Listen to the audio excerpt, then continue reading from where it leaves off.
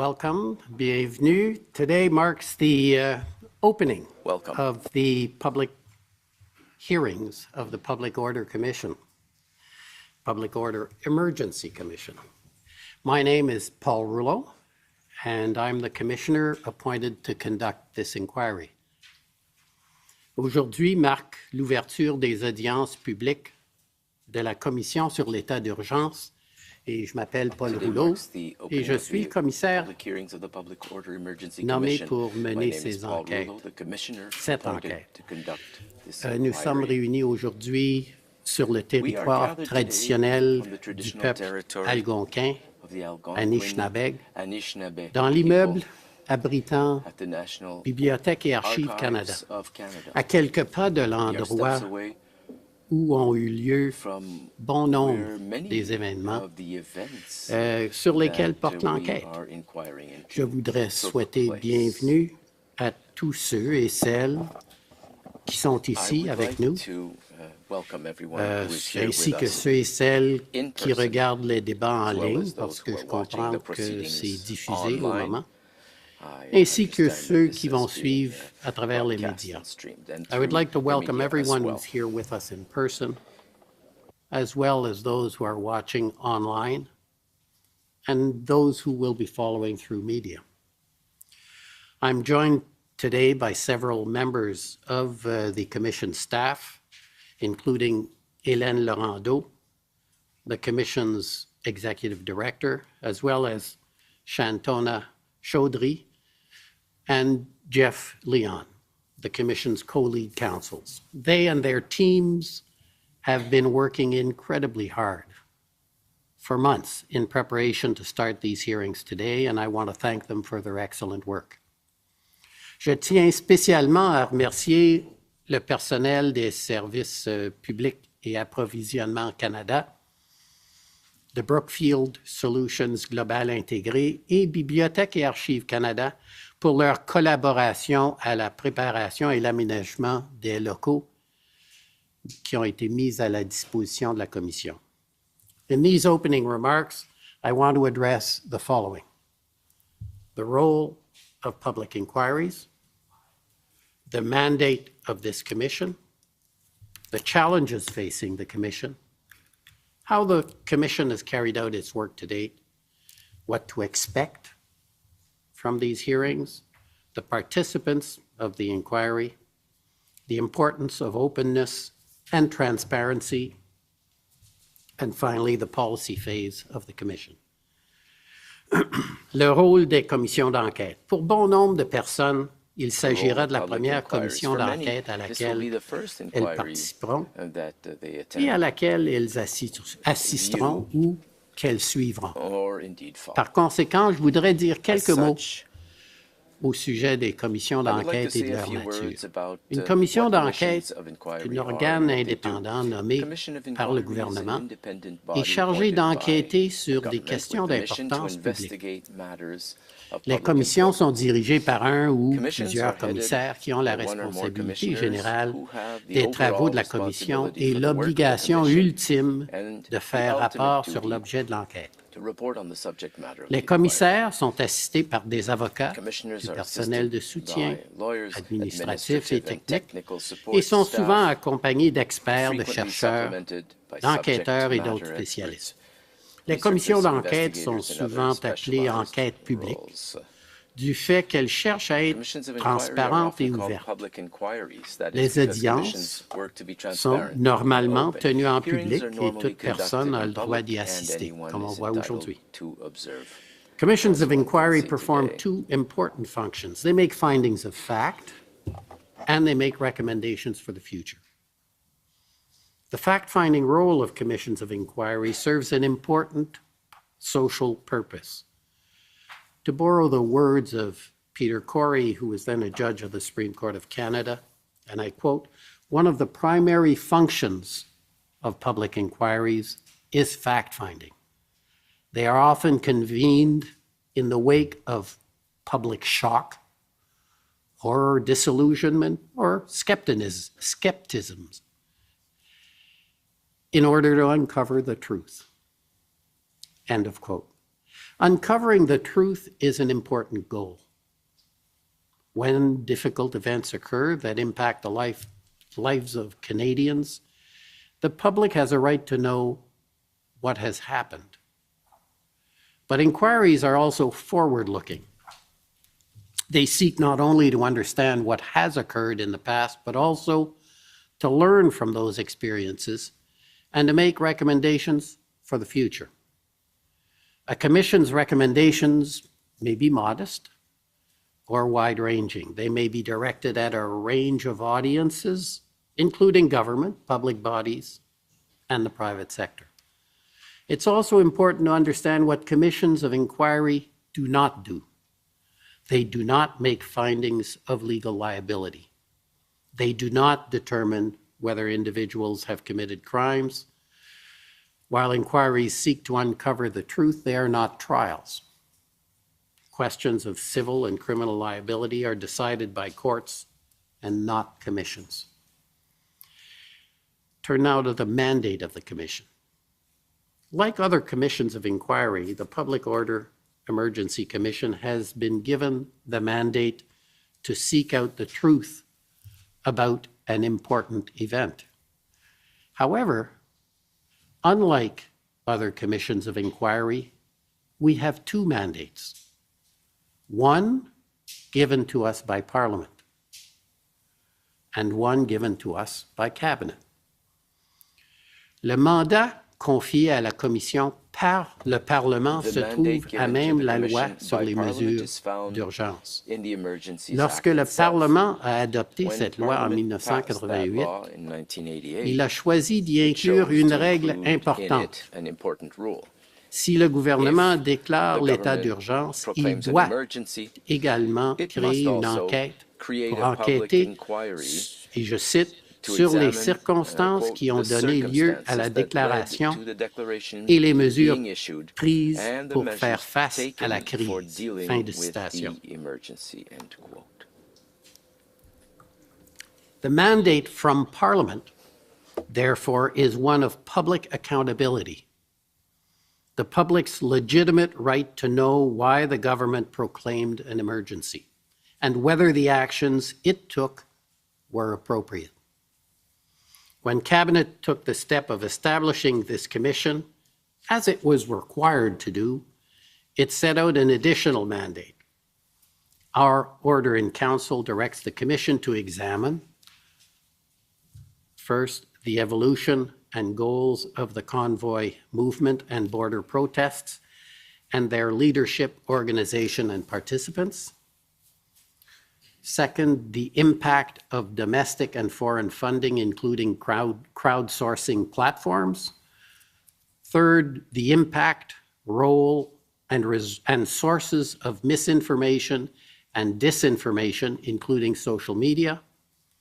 Fourth, the economic and other impacts of blockades. And finally, the efforts of police and other responders prior to and after the declaration. There is, however, an important caveat to this mandate from Cabinet. The Commission is asked to examine these issues, and I quote, to the extent relevant to the circumstances of the declaration and measures taken, end of quote. In other words, although these topics have been identified as worthy of attention, it is the mandate that has been given to us by Parliament that drives the Commission's work. While this inquiry will deal with a wide range of issues, its focus will remain squarely on the decision of the federal government. Why did it declare an emergency? How did it use its powers? And were those actions appropriate? This commission exists to promote transparency, accountability, and public confidence. I hope that this inquiry and the transparency we strive to provide will bolster the public's trust in our systems of accountability. Now, the challenges facing the commission. Discharging my mandate is not an easy task. The commission has faced many challenges in reaching this point. and will face further challenges as the inquiry proceeds. The biggest challenge has been time. This commission of inquiry is unique, to the best of my knowledge, or our knowledge, is in that its deadline is set by statute. Other inquiries have worked under deadlines set by cabinet. That sort of deadline is set based on an assessment of the time needed and can and frequently is extended as circumstances require. This is not a possibility for our commission in the absence of a change in the Emergency Act itself. Our deadline is established by statute, as I've said. It is a short one, and it allows, by statute, for no extensions. Just how tight are the timelines? Let me try and put it in context for you. The Air India inquiry was established on May 1st, 2006. It took just over 4 years to issue its report on June 17th, 2010. The Commission on the Decline of Sockeye Salmon was established on November 5th, 2009, and its report was made 3 years later on October 31st, 2012. The inquiry into missing and murdered Indigenous women and girls was established in September 2016 and issued its report almost 3 years later on June 3rd, 2019. This commission, on the other hand, was established in April and must table its report in Parliament on February 20th, trying to give myself 3 days, on February 20th, 2023. So it has only 300 days, so it's measured in days, not years, to complete its work. Ces contraintes de temps extraordinaires ne sont pas le seul défi auquel la Commission est confrontée. L'accès aux documents pertinents a également été difficile. Le gouvernement fédéral a déployé des efforts considérables pour fournir à la Commission des documents provenant d'une douzaine de ministères et d'organismes. Pourtant, le processus a été complexe. Les documents ont continué d'être fournis à la Commission jusqu'en octobre, jusqu'à aujourd'hui. On a eu plus récemment, je pense, en fin de semaine. Bon nombre de ces documents remis à la Commission sont classifiés sous réserve de la sécurité nationale ou d'autres revendications de privilèges. La Commission a dû déployer des efforts considérables pour déterminer comment ces documents pouvaient être traités, utilisés et partagés. Elle a pu développer un processus qui assure que le public aura accès aux renseignements pertinents au travail de la Commission. En plus de ceux du gouvernement fédéral, la Commission a reçu plus de 50 000 documents de gouvernements provinciaux, des services de police, des municipalités, d'organisations non gouvernementales, de groupes industriels, d'individus et d'entités privées. Tous les documents reçus ont dû être soigneusement évalués pour en déterminer la pertinence et le privilège. Ils ont dû être analysés par les avocats de la Commission et, le cas échéant, communiqués aux parties afin qu'elles effectuent leur propre examen. The process of getting to this point has been challenging. These public hearings will no doubt present all parties with new challenges. Commission staff and parties alike have had to be flexible, innovative, and creative in their approach to their work. These hearings will need to be conducted in a manner that will allow the Commission to fulfill its mandate within the timelines that it has been given. They also need to be fair and meaningful. Guided by the principles of openness, timeliness, and proportionality, I intend to ensure that they are. Now, how the Commission has carried out its work. I want to give the public a little more detail about the work that the Commission staff have done over the past 4 months to conduct their investigation and prepare for these hearings. Shortly after being appointed, I set about selecting and retaining a senior staff and retained the services of Commission counsel. I then, in consultation with counsel, guided the work of the Commission. Several investigative dossiers were identified, and each was headed by a senior Commission counsel. Additional counsel were hired in the weeks and months that followed to assist these investigations. In order to ensure that the various parallel investigations did not exist in silos, junior counsel were appointed to multiple dossiers.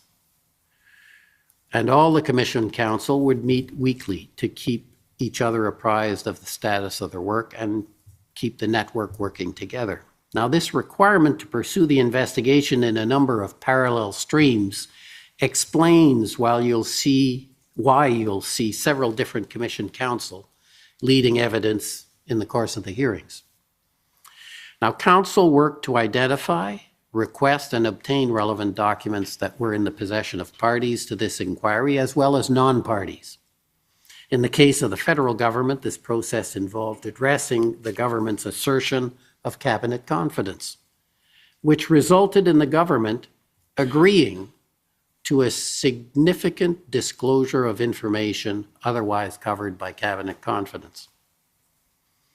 As I understand it, this is only the fourth time since Confederation that Federal Commission of Inquiry has been granted access to cabinet confidences. À mesure que les documents ont été obtenus et analysés, les avocats principaux ont commencé à mener des entrevues avec des témoins clés. Ces entretiens ont pris diverses formes, allant de brefs appels téléphoniques à des réunions d'une journée avec des groupes de hauts fonctionnaires. Des manifestants et des ministres ont aussi été interrogés par la Commission. Reconnaissant que le temps d'audience serait limité, le personnel de la Commission a également demandé et obtenu des rapports institutionnels de diverses entités, y compris des ministères et organismes fédéraux, de gouvernements provinciaux, d'administration municipale, de services de police et d'entités privées. Ces rapports résument les renseignements dont ces entités disposent et fournissent une description de leur participation aux événements entourant la déclaration d'état d'urgence. Ils seront, le cas échéant, déposés à l'audience dans le dossier de preuve. To ensure that key questions are addressed during these public hearings, Commission counsel have analyzed the information available to them and prepared evidence to be presented in a number of different ways. They've prepared summaries of the interviews that they conducted, and to ensure fairness, the interviewees have been given the opportunity to review these summaries and approve them as accurate. The interview summaries have been shared with the parties to ensure that they are aware of the information obtained by the Commission. In some instances, these summaries may be introduced to supplement and facilitate the oral testimony of interviewees. In other circumstances, the summaries may simply be entered into evidence where it may be unnecessary or impractical to hear from the interviewee in person. Commission counsel have also prepared a series of oversee reports. They summarize large amounts of evidence related to a particular issue. They have also worked to prepare lists of witnesses who will provide live testimony in these hearings. Enfin, les avocats ont examiné la grande quantité de documents reçus afin de déterminer lesquels étaient pertinents pour les questions dont la Commission est saisie. Ils sont en train d'être communiqués aux parties de façon continuelle. Pour ce qui est des documents reçus du gouvernement fédéral, ce processus comprenait l'évaluation des affirmations du gouvernement concernant la sécurité nationale et le privilège de l'intérêt public, et un effort visant à rendre le plus de renseignements possible accessibles au public. Tout au long de ces travaux, le personnel de la Commission a entrepris d'innombrables tâches supplémentaires allant de trouver des locaux pour les audiences de l'enquête à la rédaction de règles de procédure et prendre les démarches nécessaires afin d'assurer que le rapport final puisse être produit à temps. It is important to emphasize that the investigative work that I have just described has been that of Commission counsel. During these hearings, I will be hearing the bulk of this evidence for the first time, just like members of the public. To that end, I've made no findings and reached no conclusions about the issues that I have been entrusted to deal with. While I'm not sitting as a judge in these hearings, my 20 years of experience as a judge have informed my approach to the inquiry. I intend to take a judicial attitude to my job. By that, I mean that independence, impartiality, and fairness are my touchstones as commissioner, just as they are in my role as a judge, which I will take up again after these hearings. Like a judge, my findings and conclusions will be based on the evidence that is presented to me. I will keep an open mind throughout and will only reach a final conclusion once the evidence is all in and final submissions have been made. Now, what to expect in the hearings? We have scheduled approximately 30 days of factual hearings. At first glance, that may seem like a great deal of time. In reality, our time is very limited, given the breadth of the issues that have to be covered. This commission will need to hear from dozens of witnesses and examine thousands of documents. Our timelines are tight, and there's little room for error. For these hearings to be successful, I'm relying not only on my commission counsel, but on the efforts of all counsel appearing before me and the parties they represent. This is not a trial, it's an inquiry, and I expect everyone will work cooperatively to ensure that the facts and information necessary for the public to understand what happened and why it happened will be elicited. I appreciate the spirit of cooperation that the parties and their counsel have demonstrated thus far, and I expect it to continue. While this is not an adversarial proceeding, I recognize that different points of view will be forcefully advanced. This is to be expected and will help ensure that a clear picture of the events is presented and the decisions made or not made by key actors are fully analyzed. It is important, however, that at all times disagreement be respectful. Parties and the public should also expect me to actively control the proceedings. Deadlines and time limits will be established and enforced. Parties will be required to focus on central issues. Not every witness who might be called will be called. Relevant evidence may be adduced in writing. Objections and procedural wrangling must and will be kept to an absolute minimum. Throughout this process, I will be relying on Commission counsel to take the lead in presenting the evidence. For members of the public who have not seen a public inquiry before, the role of Commission counsel may appear a bit unusual. They do not represent a party. They are, in effect, an extension of the Commissioner. They do not advance any particular point of view, but rather they lead evidence in an impartial and balanced manner. Their only goal in these proceedings is to elicit the evidence necessary to establish the truth, whatever the evidence may be. Now, other participants, Commission counsel, are not the only persons who will play a role in these hearings. There are also some 20 parties to whom I've granted permission to participate in these hearings in a variety of ways. This includes the Government of Canada, as well as provincial and municipal governments, police forces, protester representatives, community organizations, non-governmental organizations, trade associations, and individuals. Each has their own interest in the issues that will be addressed in this inquiry, and each brings their own important perspective. They too will play an important role in the process.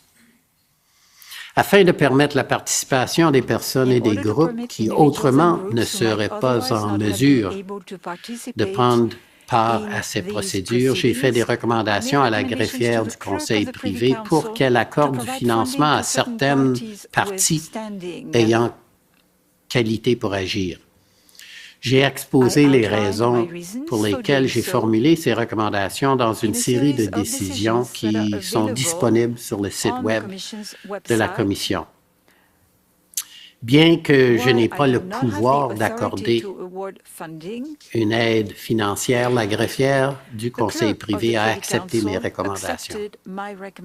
Outre les parties, la Commission a également bénéficié de la participation du public. Dès ma nomination, il m'a semblé évident que j'avais besoin d'obtenir les commentaires des Canadiens et Canadiennes de tous les horizons sur leur point de vue et leurs expériences relativement à tous les aspects de mon mandat. C'est pour cette raison que la Commission a mis en place une méthode en ligne accessible aux membres du public afin qu'ils nous fassent part de leur point de vue, observations et idées sur les circonstances qui ont motivé la déclaration de l'état d'urgence et les mesures prises par le gouvernement pour y répondre. We have received a number of submissions from individuals expressing a range of views, opinions, beliefs, and ideas, and we look forward to continuing to receive submissions as these hearings unfold. Commission staff will carefully review all submissions and will prepare a report on the public input received, and this will be shared with you. To the members of the public who took time and effort to share your insights with the Commission, I thank you. The inquiry has benefited from your contributions, and I will be mindful of the views expressed as I continue my work.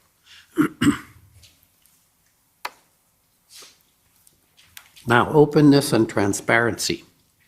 The role of a public inquiry under the Emergencies Act is very much about serving the public. Maintaining public confidence in our public institutions and holding government to account can only be achieved through a process that is committed to openness and transparency. To that end, the Commission has worked hard to make these proceedings as accessible as possible. The hearings themselves are open to the public to come and observe. The media has been invited to broadcast our proceeding, and anyone around the world, in fact, is able to watch or listen to the hearings on the Commission's website. Transcripts of proceedings will be produced and made available for download. I've already said that much of the evidence in this proceeding will be adduced in writing. The Commission also intends to post all documents that are made exhibits to the Commission's website so that the media and the public will be able to read and understand all of the evidence before me. We expect that thousands of pages of material will ultimately be posted. Enfin, comme il s'agit d'une enquête nationale, nous nous engageons à veiller à ce que nos procédures soient accessibles au public dans les deux langues officielles. Les témoins pourront témoigner en français ou en anglais et toutes les procédures seront traduites simultanément. Les documents préparés par la Commission ou en son nom sont traduits et publiés dans les deux langues officielles sur le site Web de la Commission. Dans la mesure du possible, les versions françaises et anglaises seront diffusées simultanément.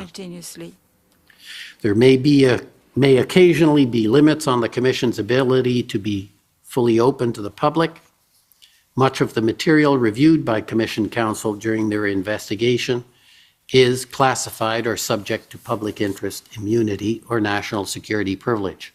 As a result, there may be short portions of the hearing where classified evidence will be presented to me, which cannot be open to the public or the parties. We will strive to keep such hearings to an absolute minimum.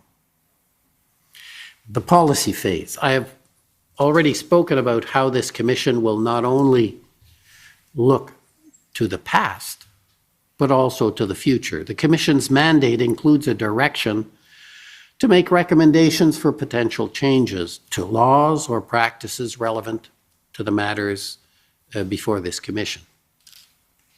Pour soutenir ce volet des travaux de la Commission, nous avons mis en place un programme ambitieux de recherche et de politique au cours des derniers mois. Afin d'aider la Commission, un conseil de recherche composé d'universitaires de partout au Canada a été mis sur pied. Présidé par la professeure Geneviève Cartier, le conseil de recherche a travaillé sans relâche pour commander des documents de recherche, informer le personnel de la Commission sur des questions techniques et façonner l'orientation générale de la Commission en matière de politique. Much of the Research Council's work is already available to the public for viewing. A series of 14 research papers on topics relevant to the Commission have been posted in both official languages to the Commission's website. After the factual phase of the inquiry is complete, the Commission will be holding a series of policy hearings to further explore the broader issues relevant to the Commission's mandate.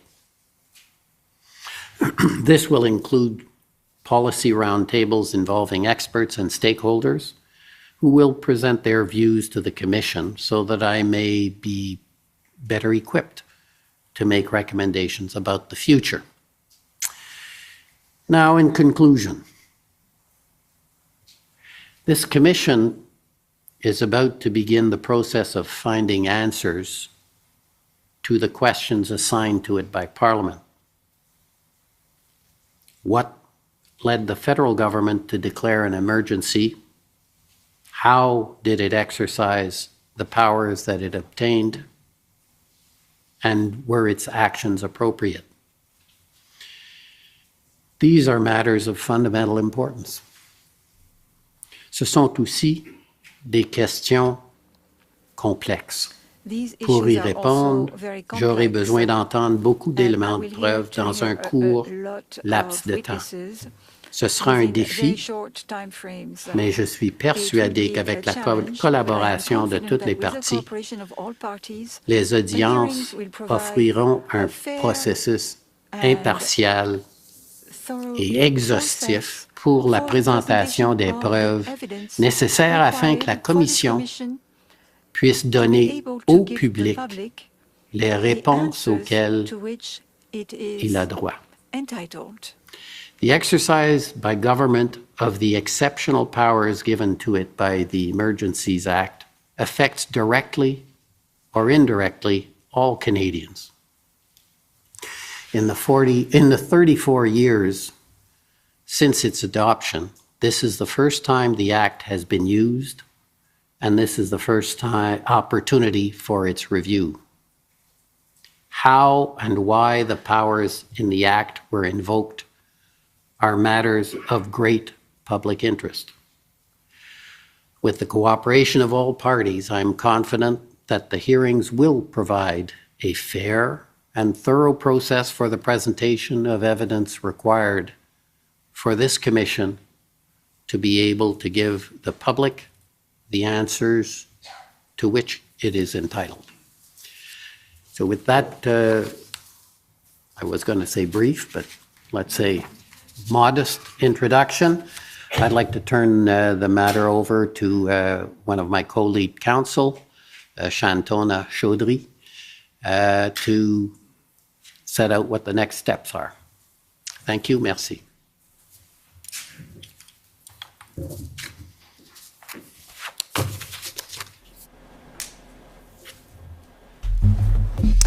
Thank you, Commissioner, and good morning, everyone. My name is Shantona Chaudhry. I'm co-lead counsel to the Public Order Emergency Commission. Bonjour tout le monde.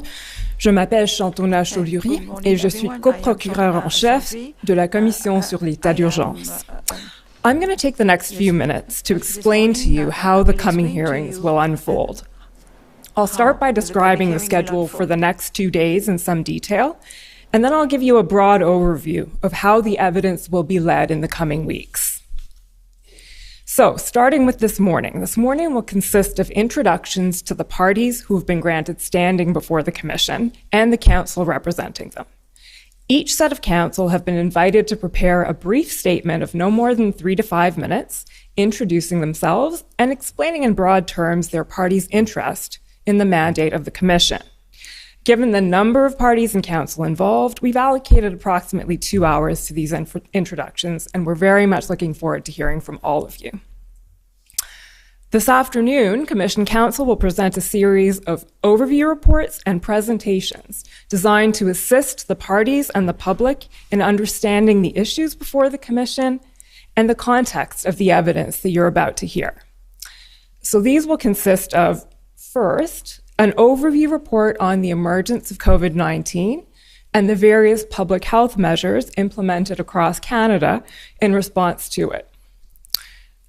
Second, there'll be an overview report on early protests and legal challenges to the various public health measures put in place in response to the pandemic.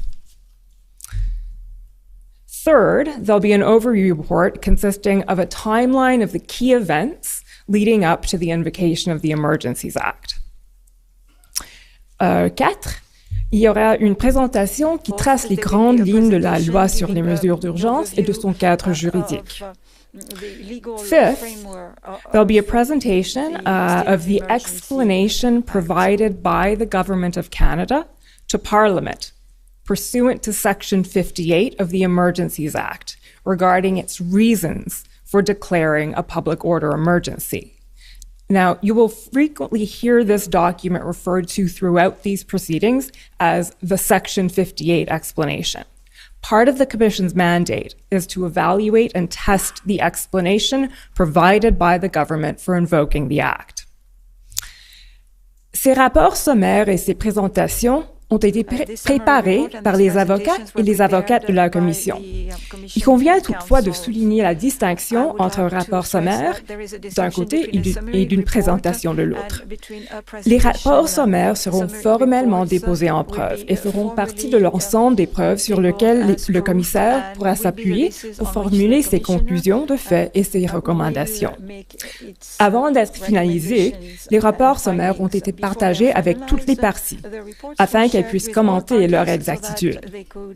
Les présentations, pour leur part, ne sont pas des éléments de preuve. Elles sont simplement des documents explicatifs créés par la Commission pour aider les parties et le public à comprendre les enjeux que la Commission abordera au cours des prochaines semaines. Elles ne font pas partie de l'ensemble des preuves présentées au commissaire. So that will be day 1 of the hearings, and that takes us to tomorrow, day 2, which is the day that the Commission is going to begin hearing its evidence. Now, I should explain that when witnesses are called to testify before the Commission, they will generally be examined first by Commission counsel, a rotating cast of Commission counsel, as the Commissioner explained, then by counsel for the parties, and then by the witness's own counsel. The order in which evidence will be called over the next 6 weeks is as follows. And actually, I should pause and preface this by saying that the order of evidence I'm about to describe is approximate, and it's subject to change as the hearings unfold. However, in broad terms, first, we're going to deal with the Ottawa protest. So the first broad area that will be examined is the protests that occurred here in Ottawa from late January to mid-February 2022.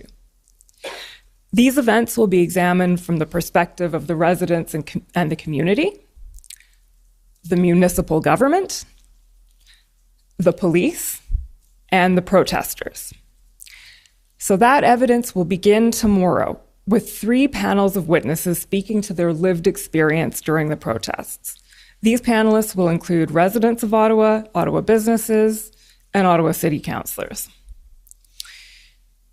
Next week, the Commission expects to spend the first part of the week hearing from various municipal officials involved in the City of Ottawa's response to the protest. We'll then spend several days hearing evidence on the police response to the Ottawa protest. And finally, the Commission anticipates calling a number of organizers and participants in the Ottawa protest. Bon, la Commission quittera ensuite Ottawa, au sens figuré bien entendu, pour la frontière canado-américaine. Elle se penchera alors sur ce qu'on pourrait appeler de manière générale les manifestations au poste frontalier. Plusieurs jours seront consacrés au témoignage des manifestants, de policiers et de responsables municipaux pour faire la lumière sur les manifestations qui se sont déroulées dans les environs de Windsor et du pont Ambassadeur, ainsi qu'aux alentours de Coutts en Alberta. Après ça, troisièmement, ça nous amène aux gouvernements provinciaux. La Commission entend ensuite recevoir des témoignages sur la manière dont les provinces ont réagi aux manifestations, en faisant témoigner des représentants de plusieurs gouvernements provinciaux, dont ceux de l'Alberta et de l'Ontario. Finally, the last 2 weeks, give or take, of the hearing will be spent hearing evidence from the federal government about its response to the protests and its decision to invoke the Emergencies Act. The witnesses called will include senior officials from the federal departments and agencies, as well as cabinet ministers and the Prime Minister. That will conclude the fact-finding portion of the public hearings. By the time the hearings end, the Commission will have heard from over 60 witnesses, presenting all the different points of view that I've just outlined. In addition to all of the oral evidence that will be called, the Commission will be adducing a significant amount of written evidence in relation to all the areas mentioned above, including relevant documents that have been produced by parties, institutional reports that have been prepared by parties, and overview reports that have been prepared by the Commission, which consists of largely uncontroversial evidence. Introducing all of this evidence in writing will expedite the hearing, which is a necessity given the extraordinarily tight timelines under which the Commission's operating. But it's important to keep in mind that the body of evidence before the Commissioner includes not just the oral evidence, but all of the written evidence we will be adducing as well. As the Commissioner mentioned, the fact-finding hearings will be followed by a week of policy roundtables discussing the many and varied policy issues arising out of the Commission's mandate and the evidence it has heard. As a reminder, the Commission has published a series of Commission papers as part of its policy review program, as the Commissioner mentioned, and parties have 30 days from a date a paper is posted to provide comments on it. With that, I echo the Commissioner in thanking the parties very much for their cooperation and their contribution to the Commission's work thus far, and especially over the next few weeks. I'll now turn the floor over to my co-lead counsel to introduce our team of Commission counsel.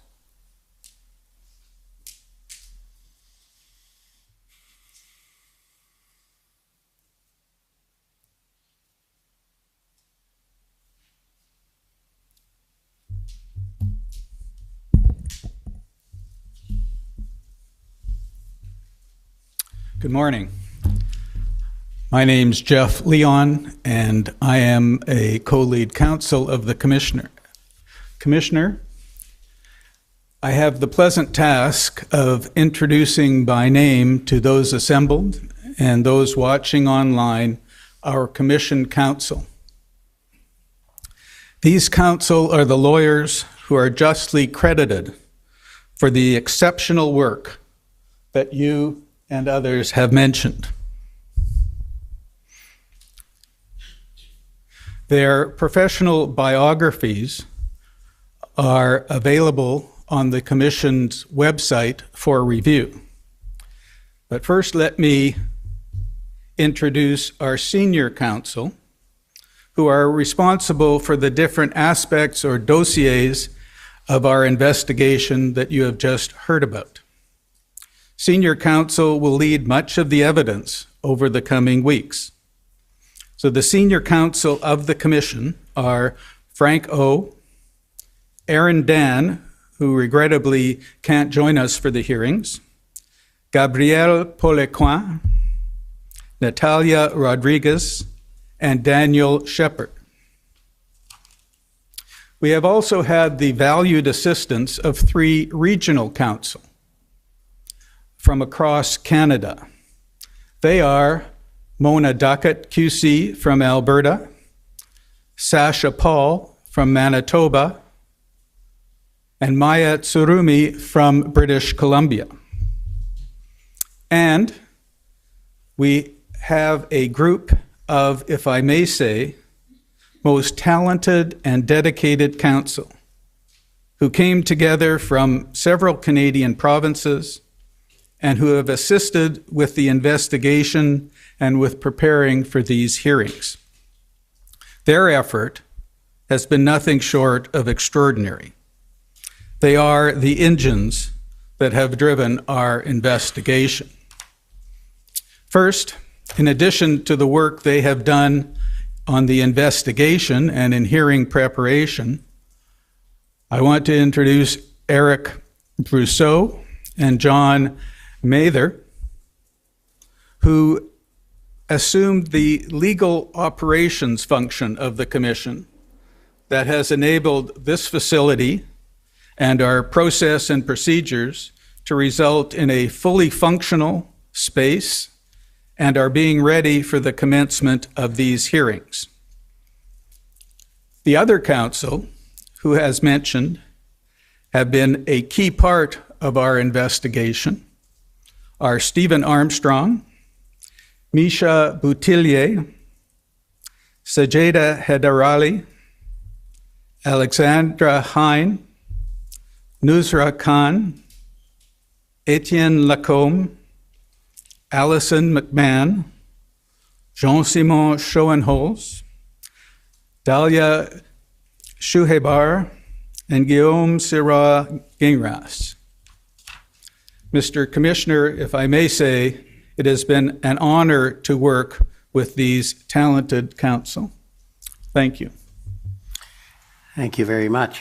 So that introduction, I think, has been very helpful. We have a little time to get started if parties are willing. Today is a little bit lighter than the days that are coming. I can assure you, you're going to have to be prepared to work hard. Alors, peut-être qu'on peut commencer avec la présentation des différentes parties. À moins d'autres suggestions, je vais juste suivre l'ordre que j'ai devant moi, unless there's any objection and people want to arm wrestle. I suggest I'll just follow the order on the sheet in front of me and call on the various parties to briefly introduce themselves, 3 to 5 minutes if you wish, so that I and the public will know who's participating in the hearing. So starting with the Government of Canada, if I could ask, I'm not sure if it's Mr. McKinnon or who will be presenting, but go ahead. Well, perhaps you can do it over there. It might be better for getting the visual, if that's okay. And you don't have to face me, you can face the crowd. That's like the council did. Good morning, Mr. Commissioner. My name is Robert McKinnon, and I, along with Donnery Nygaard, who is sitting beside me, are the co-lead counsel for the Government of Canada. Also on our council team are Brendan Van Nieuwenhuis, Andrea Gonzalez, and Andrew Gibbs. There will also be times during the hearing when other counsel from our team will be appearing before you. The Government of Canada looks forward to assisting the Commission in discharging its important mandate. As we have already heard, having a rigorous, thorough examination of the circumstances that led to the declaration of a public order emergency under the Emergencies Act by an independent third party is very important to the accuracy of the historical record and to the public's understanding of these events. The Commission's recommendations will provide valuable guidance for the government on several current and complex issues, such as the impact on domestic and foreign funding, including crowdsourcing platforms, the role of disinformation in social media in these events. It is evident that the Government of Canada considers the Commission's work of great significance, as it has allowed exceptional access to information that would normally be protected by Cabinet confidence in an almost unprecedented manner. As you have made reference, Mr. Commissioner, of the 371 federal commissions of inquiry, only 3 others since Confederation were provided access to documents provided by Cabinet. Factual and background information, options, and analyses brought to the attention of ministers in the context of Cabinet and committee discussions have been exceptionally disclosed, so that the Commission has access to the facts that were considered by decision makers in declaring a public order emergency. It is important for Canadians to understand the unprecedented, critical situation that the country was facing earlier this year. The evidence will show that the invocation of the Emergencies Act was a reasonable and necessary decision, given the escalating, volatile, and urgent circumstances across the country. The evidence of the government witnesses will detail the facts and events leading to the decision to declare a public order emergency. They will describe the countrywide threats to the security of Canada, the illegal blockades, the disruption and intimidation experienced by Ottawa residents, the threats at our borders and ports of entry, and the real impacts on Canada's trade, international reputation, and the economic well-being of Canadians. The government witnesses will outline the deliberate, step-by-step process in which careful consideration was given to all the available options, which led to the declaration of a public order emergency as a matter of last resort. The witnesses will also provide evidence on how the measures taken for dealing with the emergency were proportional, effective, and time-limited. In closing, I would like to note that given the statutory deadline imposed by the Act, the Commission and all the parties have had an incredible amount of work to do in a very limited amount of time. The government appreciates the cooperation of everyone involved in working together to assist the Commission to fulfill its important mandate, and we look forward to continuing to assist the Commission in its work. Thank you, Mr. McKinnon. Now, I'm not sure, some parties may not be here in person, and I'm not sure mechanically how we're going to do this, so let me see how it works. Is the Government of Saskatchewan here? And if not, are they going to present by video?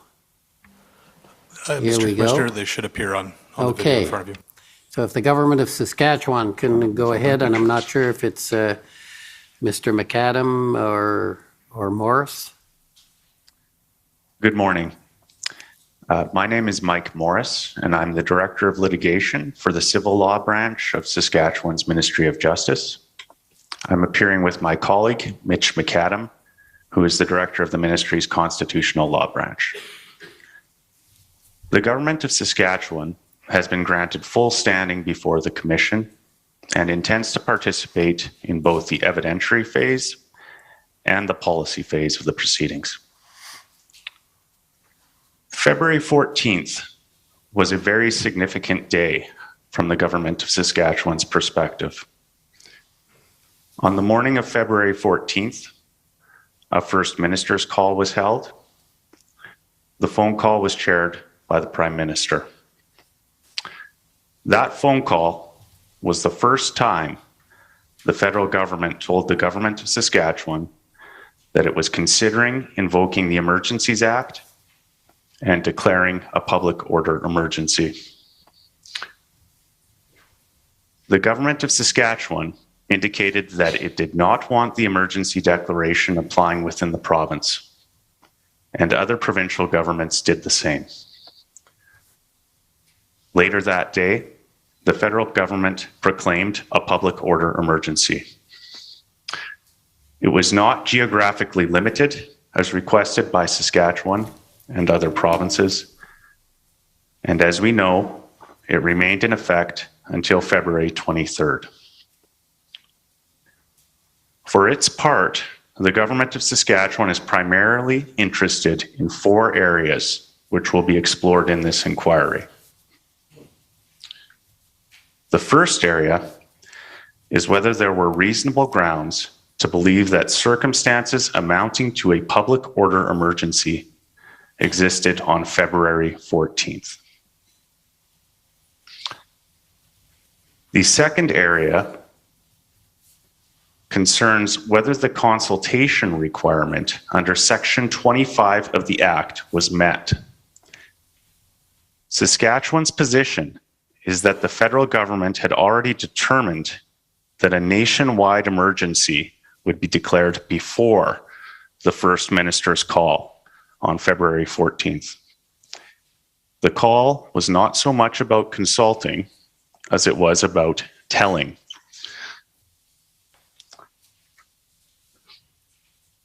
The third area concerns whether the emergency measures were overbroad. The financial measures, for example, imposed broad responsibilities on financial institutions with little guidance, and they created offenses for not complying with those new responsibilities. The final area concerns to what extent Saskatchewan residents were impacted by the emergency measures. The government is concerned that residents' rights may have been unnecessarily infringed by these measures. The government looks forward to participating in the Commission and assisting the Commission in fulfilling its mandate. Thank you. Thank you very much. So the next I have on my list is the Government of Manitoba. Again, I'm not sure if they're online rather than in person. I suspect they're online.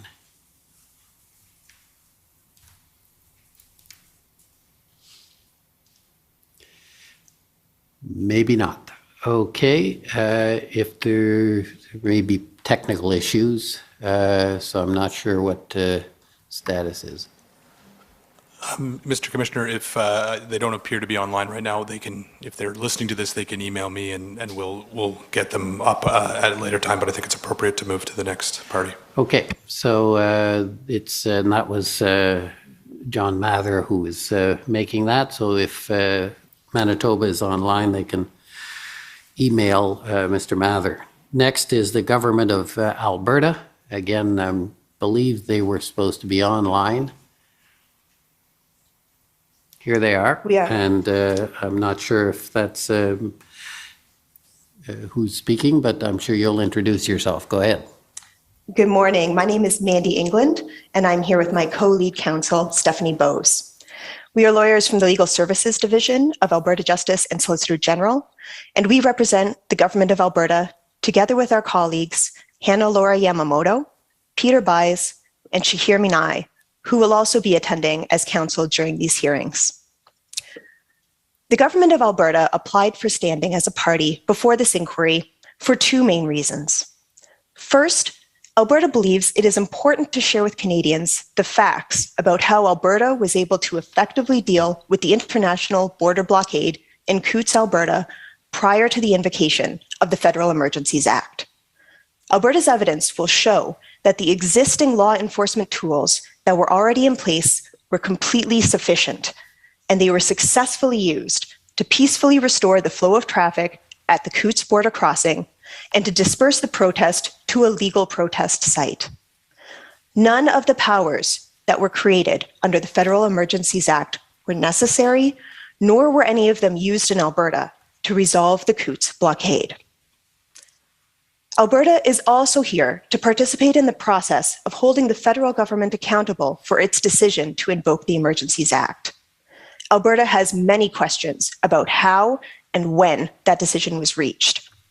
A decision that was made despite the objections that Alberta and other provinces expressed during a phone call placed to the First Ministers on the morning of February 14th, 2022, just hours prior to the announcement that the Federal Emergencies Act would be invoked. Since the federal government proclaimed that a public order emergency existed throughout Canada, the Act requires that all of the provinces must be consulted before it can be invoked in that manner. Yet, Alberta's views were only asked for after the decision was apparently made, and they were basically ignored. The impact of these measures on the rights of Albertans is of great concern to the government of Alberta.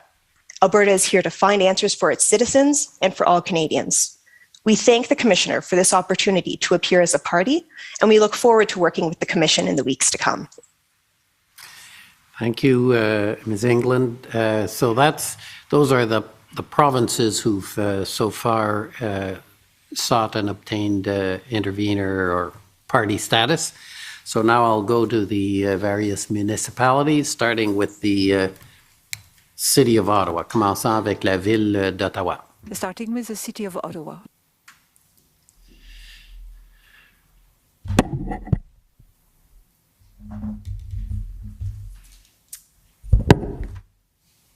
Bonjour, merci Monsieur le Commissaire pour cette opportunité de nous présenter. My name is Anne Tardif and I'm here with my colleagues Alyssa Tompkins and Daniel Chomsky. We're all lawyers with the law firm of Gowling WLG and we represent the City of Ottawa. The City is pleased to participate in this public inquiry and again we thank the Commissioner for that opportunity. As you are no doubt all aware, the first convoy participants arrived in Ottawa, not far at all actually from where we sit today, on January 28th, and they remained in our city for approximately 3 weeks. I expect you will hear from witnesses about the significant impacts on the city's residents and businesses, and you will also hear about the city's efforts to support the police-led response to the convoy and to mitigate impacts on city services. We're pleased to be here, and we look forward to continuing to assist the Commission with its mandate. Merci. Merci, Maître Tardif. Thank you, Alors, la prochaine municipalité, the next city is the City of Windsor, who's also a party. Good morning. Good morning. Good morning, and thank you for this opportunity to make comments this morning. My name is Jennifer King, and I am legal counsel for the City of Windsor, along with my colleagues Michael Finley, Graham Reeder, and Bevan Shores. We will be taking turns attending the hearing in a mix of both in-person and remote attendance. Our client, the City of Windsor, is a city located in southwestern Ontario on the south shore of the Detroit River. The city is host to multiple Canada-US border crossings, including the Ambassador Bridge, a privately owned international border crossing connecting Windsor and Detroit, Michigan over the Detroit River. The bridge is by far Canada's busiest commercial crossing to the United States, handling over 300 million of trade per day, representing about 1/4 of Canada's exports. The international bridge enters the City of Windsor, connecting directly to a municipal road, Huron Church Road, itself a critical economic artery for the city. There is no direct provincial highway connecting the bridge and Highway 401. Instead, bridge traffic, including 6,000 commercial trucks per day, move through local roads on their way to and from the bridge. But Windsor is more than just a road and a bridge. It is a community.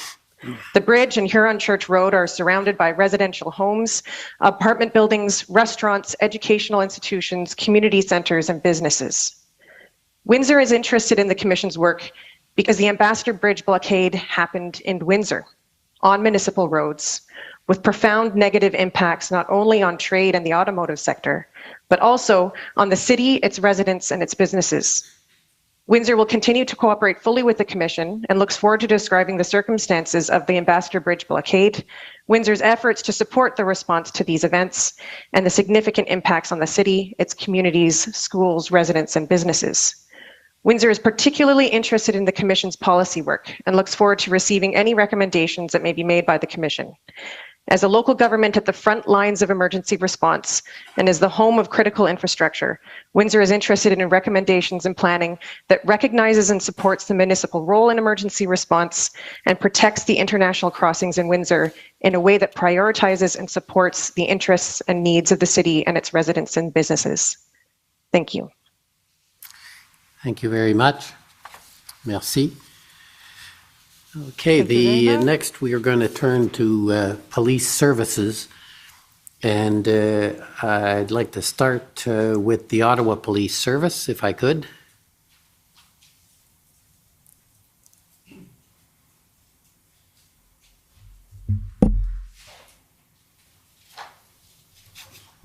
Good morning, Commissioner. My name is David Mijakovsky, and with me is my co-counsel, Jessica Barrow, sitting in the second row on my left.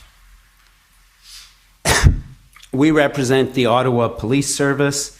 As the police service for the nation's capital, the Ottawa Police Service is very experienced in handling demonstrations, protests, and large events attracting thousands of people. They are a fact of life in this city, and hundreds of them take place annually and are resolved without violence and without a major impact on the community. There is a well-established process you will hear that the Ottawa Police Service follows when protests occur. The police must respect the charter right to peaceful process while at the same time protect the community and uphold public order. To this end, police typically reach out to protesters and work with them in advance to preserve the peace and to minimize community impact.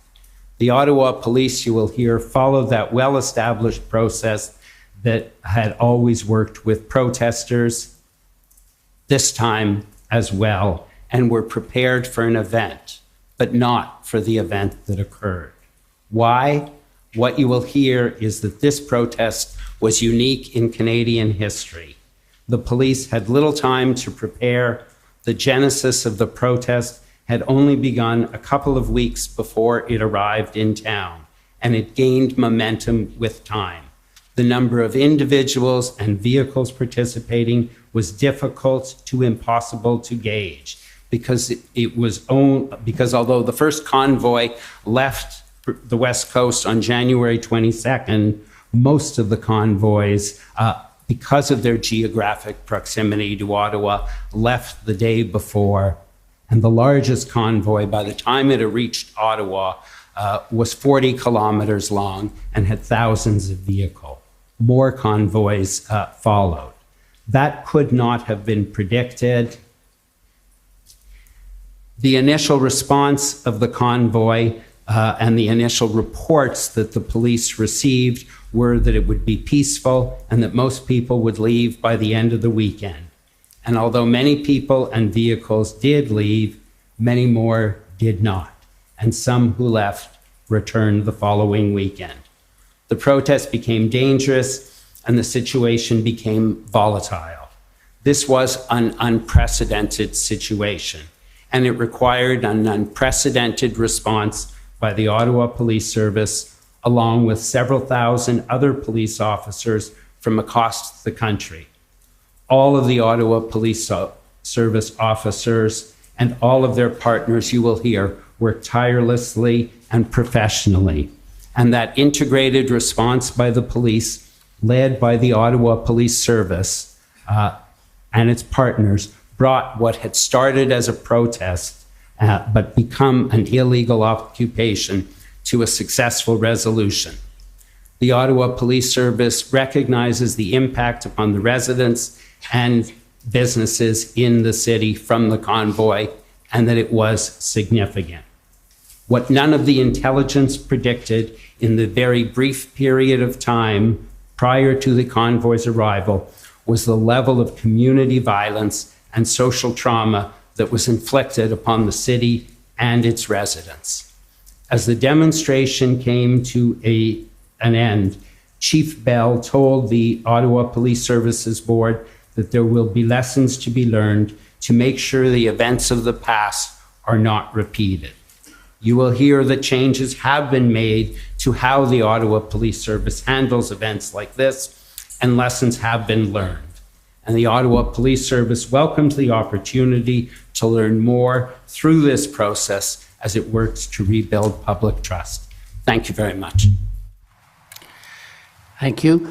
If I could then move to the Windsor Police Service.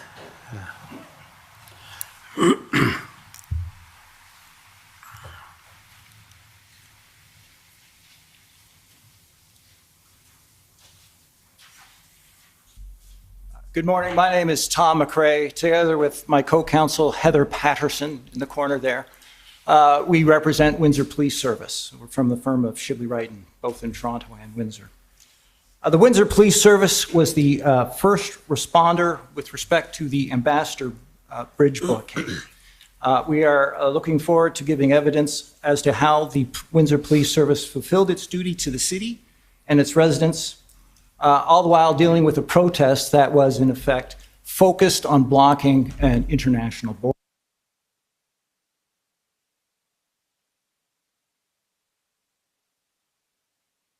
Across the border in our doing so, and we look forward to working with the Commission, the parties and their council in this effort. Thank you. Thank you. Next, if I could call on the Ontario Provincial Police.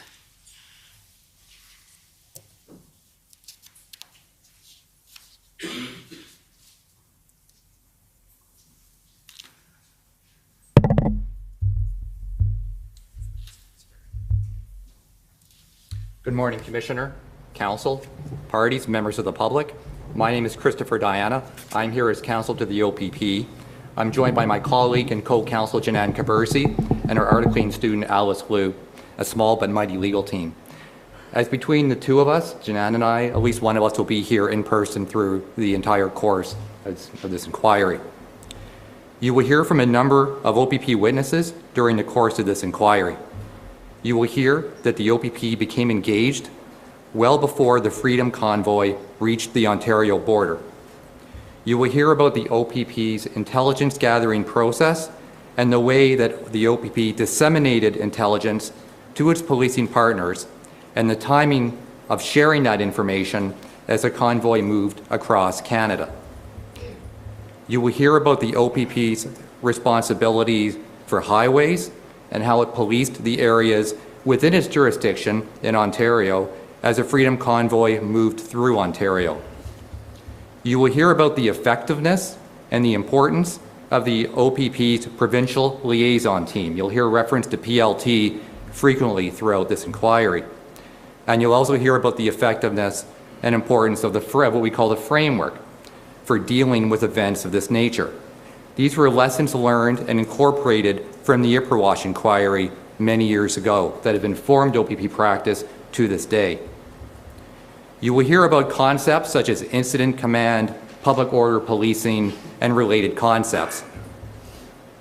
Even though the OPP was not the police service of jurisdiction, you will hear about how the OPP provided crucial assistance to Windsor, Ottawa, and Toronto.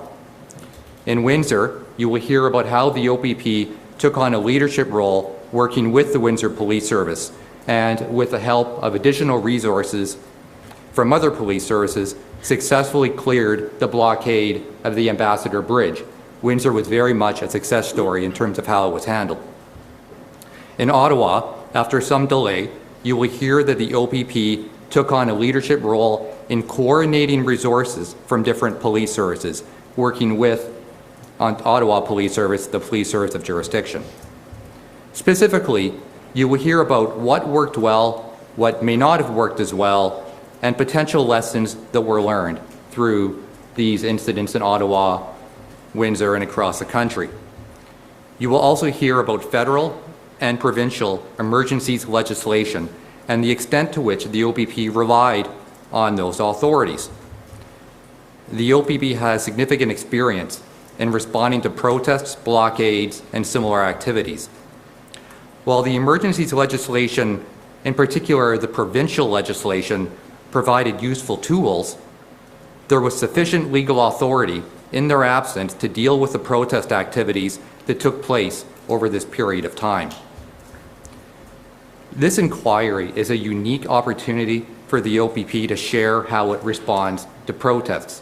It's an inquiry that the OPP takes very seriously and will consider any and all recommendations that arise from it. The OPP is looking forward to engaging in a meaningful way to contribute to this very important public discussion. Thank you, Commissioner. Thank you very much. I'd like to then call on Peter Slowly's counsel to address the Assembly.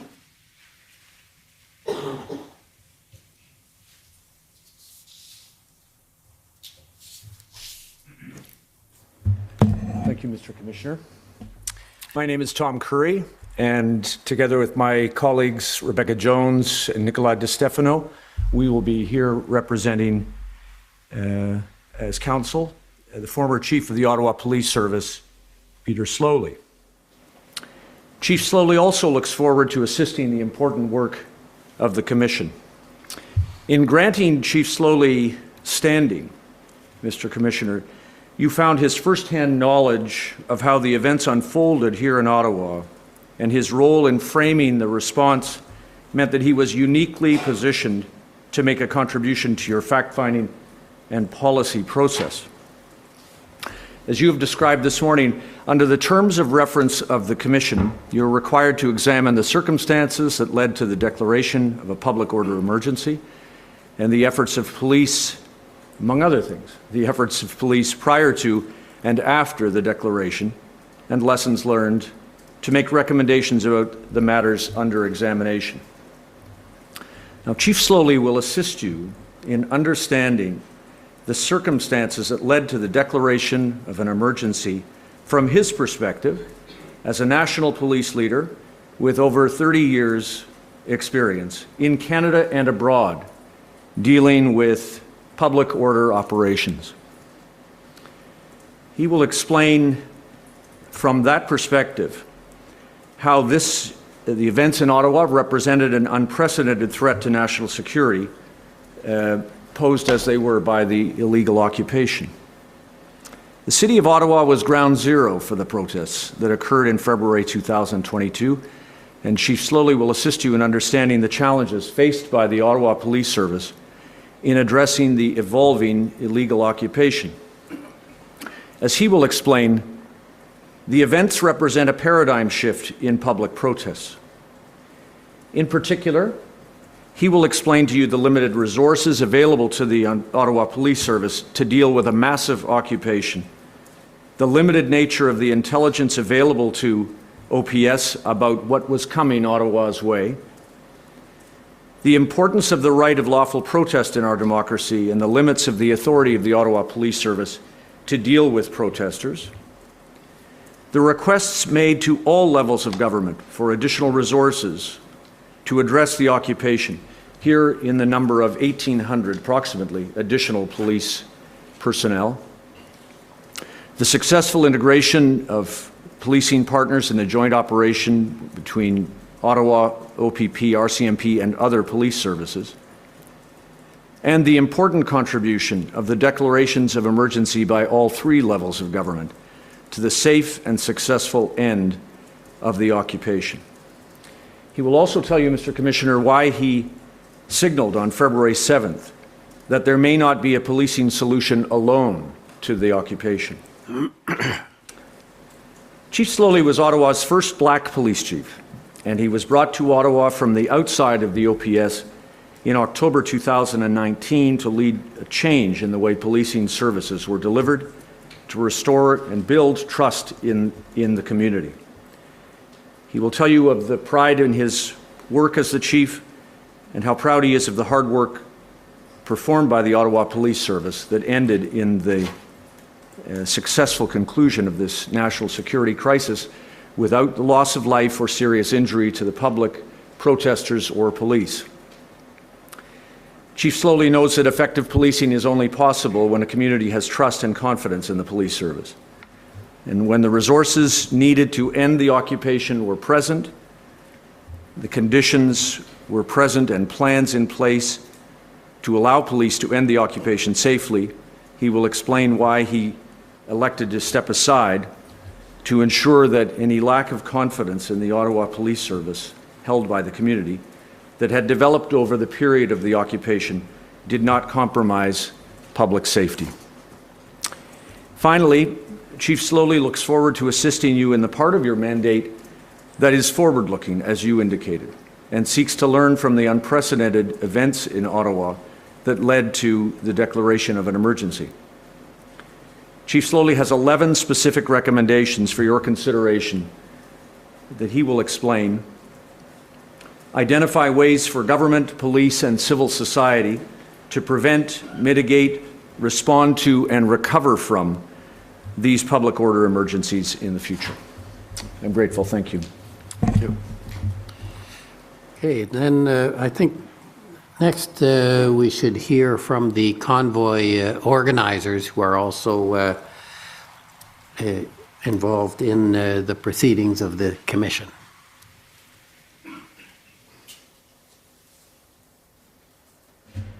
Good morning.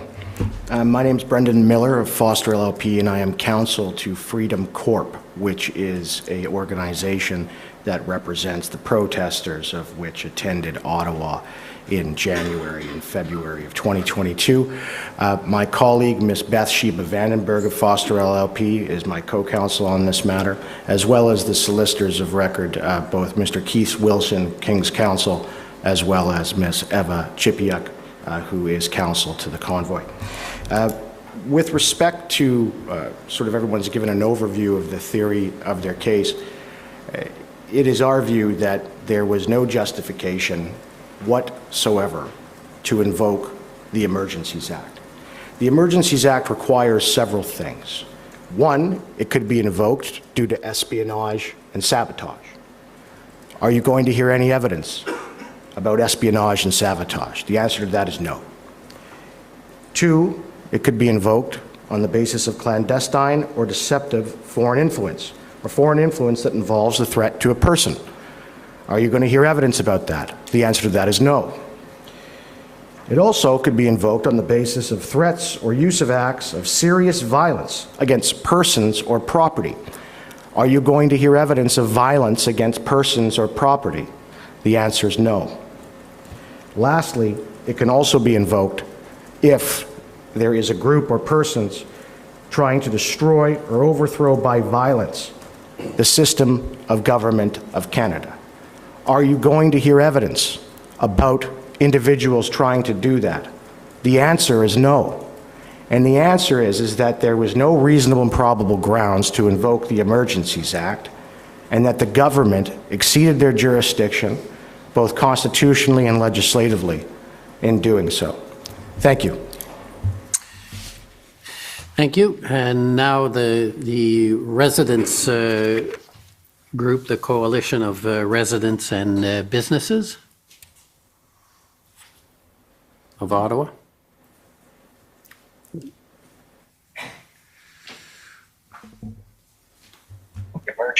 Thank you very much, Commissioner. My name is Paul Champ, and I am counsel for the Ottawa Coalition of Residents and Businesses. I'm here with my colleagues Christine Johnson and Emily Tamman.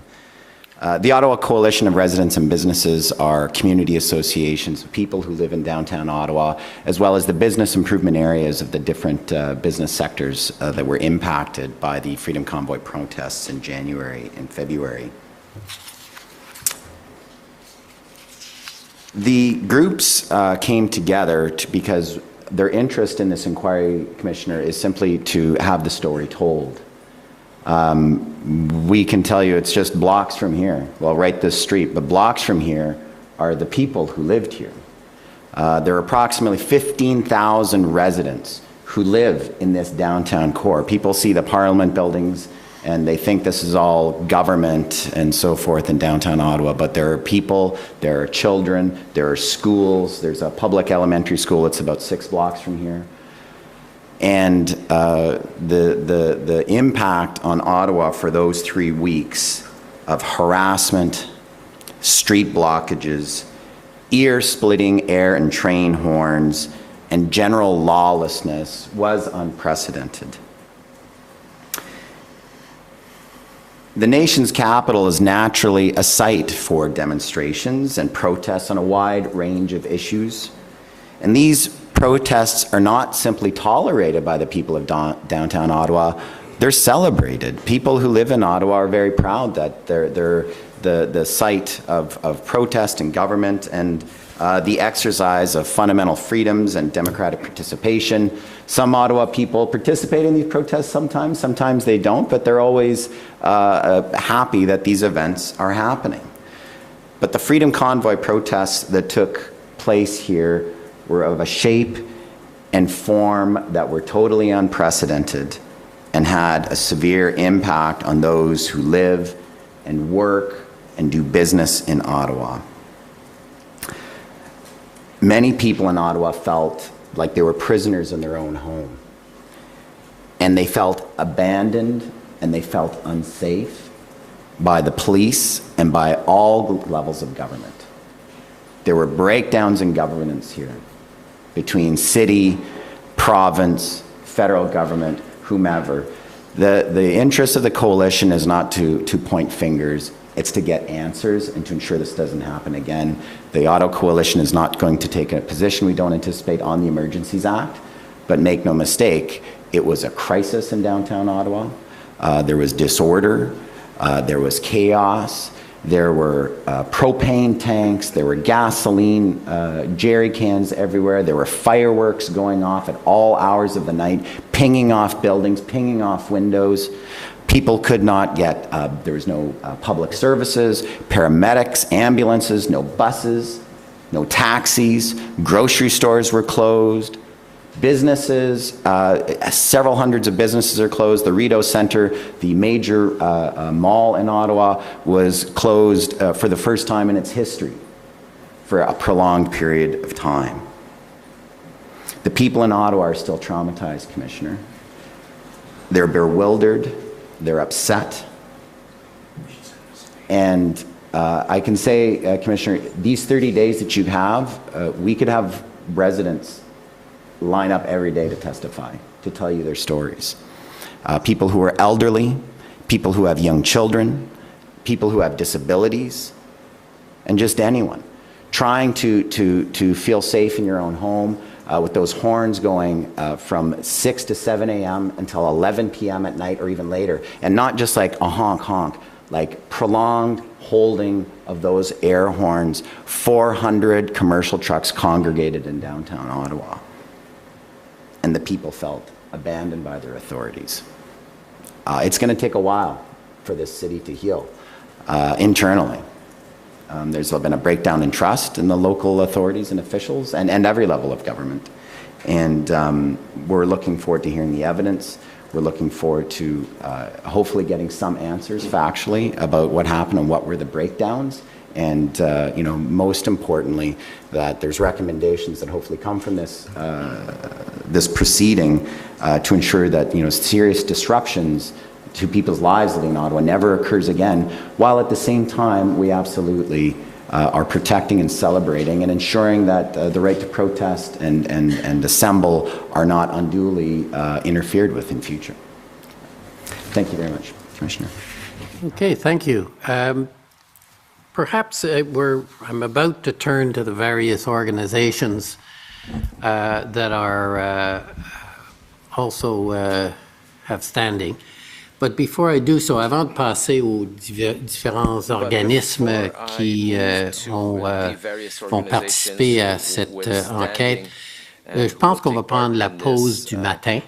Alors, on n'a pas un horaire fixe, c'est à ma discrétion, je suppose, mais en général, on va prendre une quinzaine de minutes le matin et une quinzaine de minutes l'après-midi.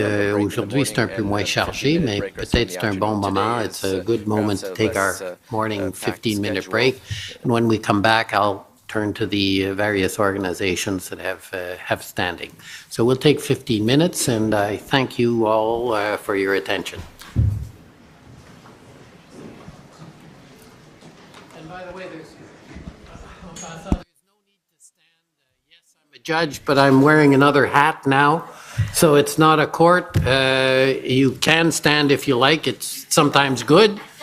Alors, c'est pas nécessaire de se tenir quand je rentre et sors.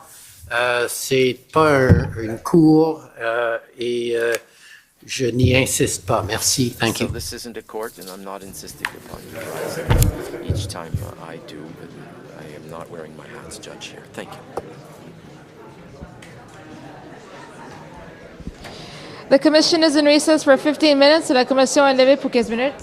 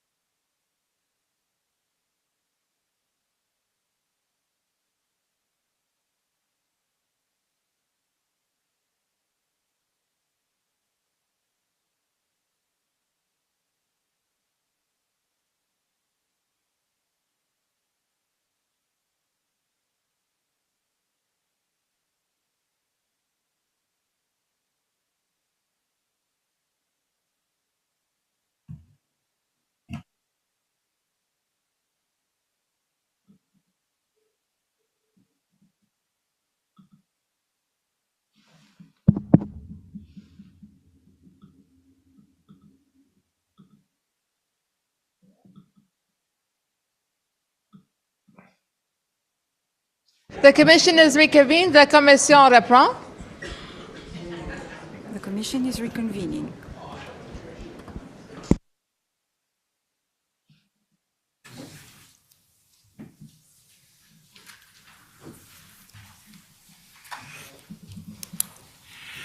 OK, merci. Thank you.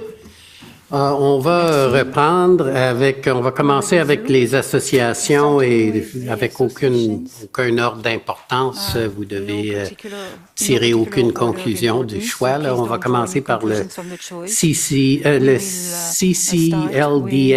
CAD, CLA, une série d'organismes qui sont ici. Monsieur Delbigio.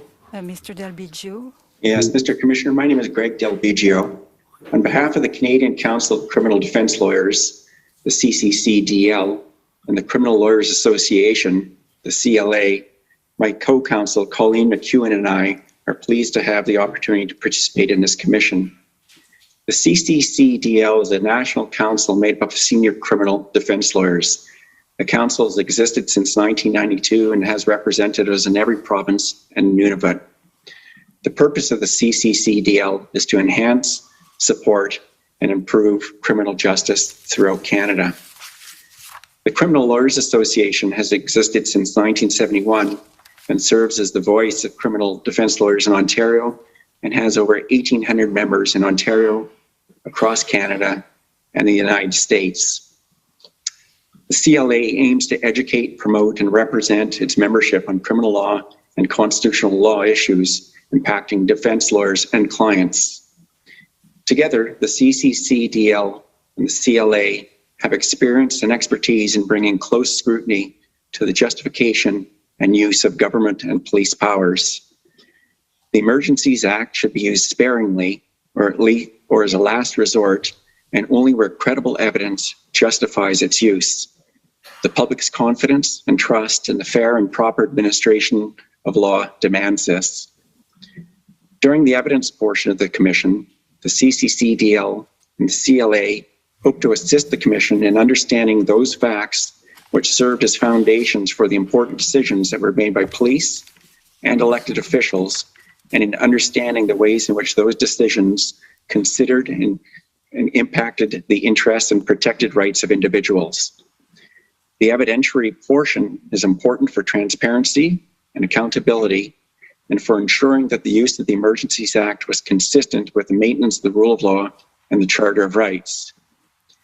We are also eager to participate in the policy portion of the Commission because beyond the specifics of this particular use of the Emergencies Act, it is important that policy issues be considered so that the balance between the exercise of government power, the exercise of police powers, and protected individual rights can be considered from a broader national perspective and, where necessary, improved. Thank you. Thank you very much. Next, I'd like to call on the Union of British Columbia Indian Chiefs.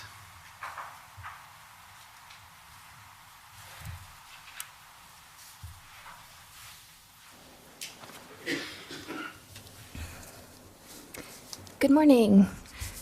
My name is Cheyenne Arnold Cunningham, and I am here representing the Union of BC Indian Chiefs alongside my colleagues Megan Berlin, who is in attendance virtually, and Mary Ellen Turple-Lafond, who will be in attendance on future hearing dates.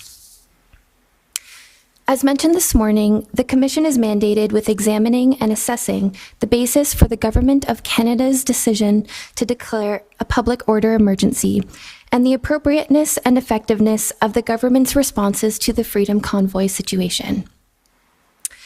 As a representative for Indigenous governments, and the only type of such representative who has been granted full standing in this inquiry, the Union of BC Indian Chiefs has a direct interest in the accountability of Canadian governments for their actions.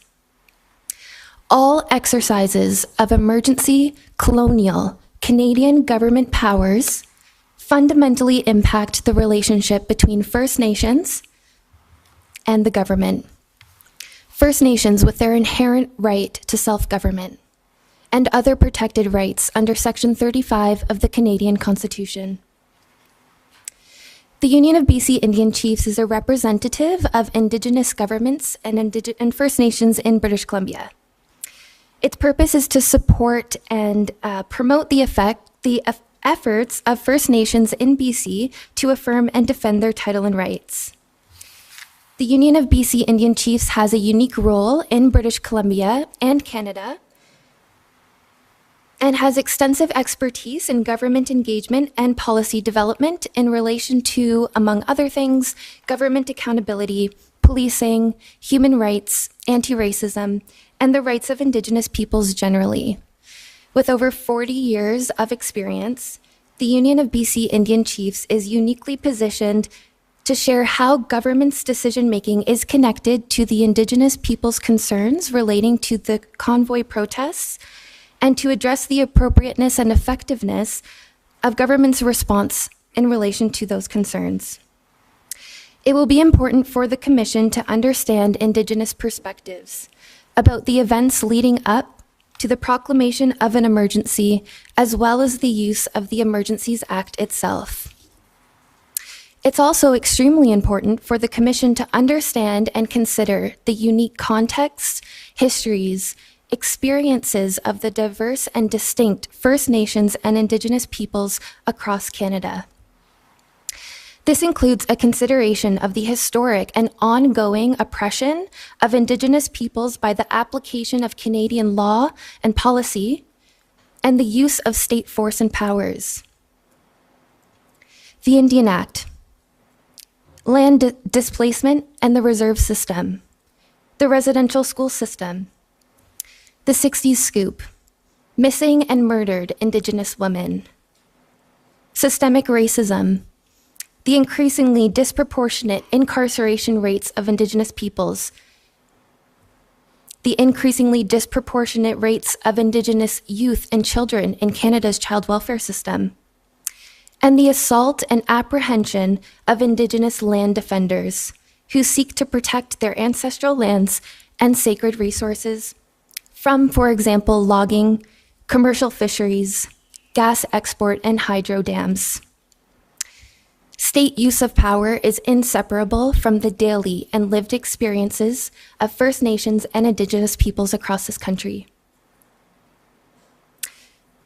There are many Indigenous nations and Indigenous governments across Canada, and the Union of BC Indian Chiefs represents a portion of these communities.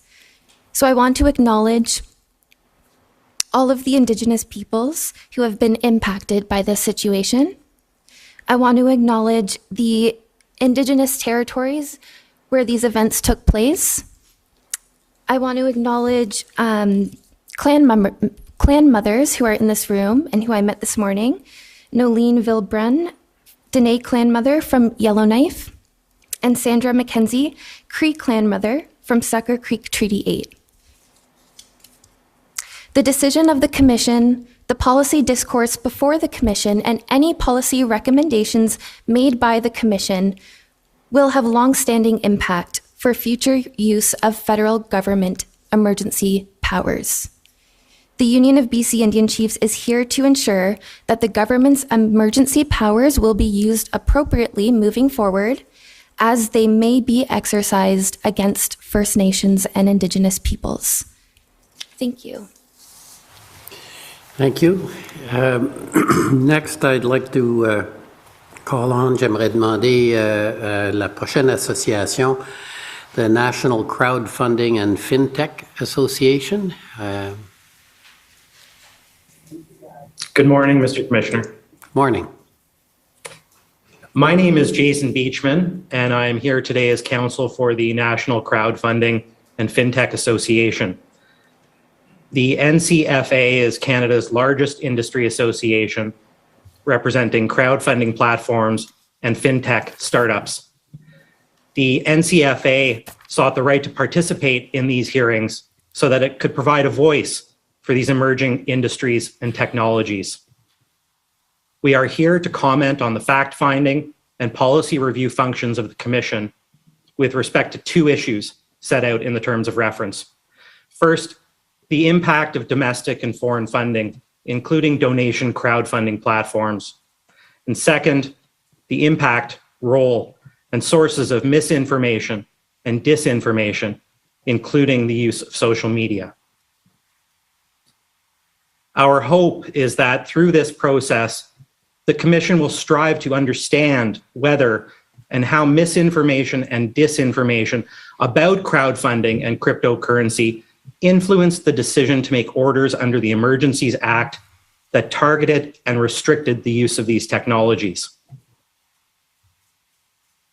In his expert report submitted to this commission, Professor Ryan Clemens of the University of Calgary highlighted that the temporary orders made under the Act with respect to crowdfunding have been permanently crystallized in extensive regulation of the industry under the Proceeds of Crime, Money Laundering, and Terrorist Financing Act.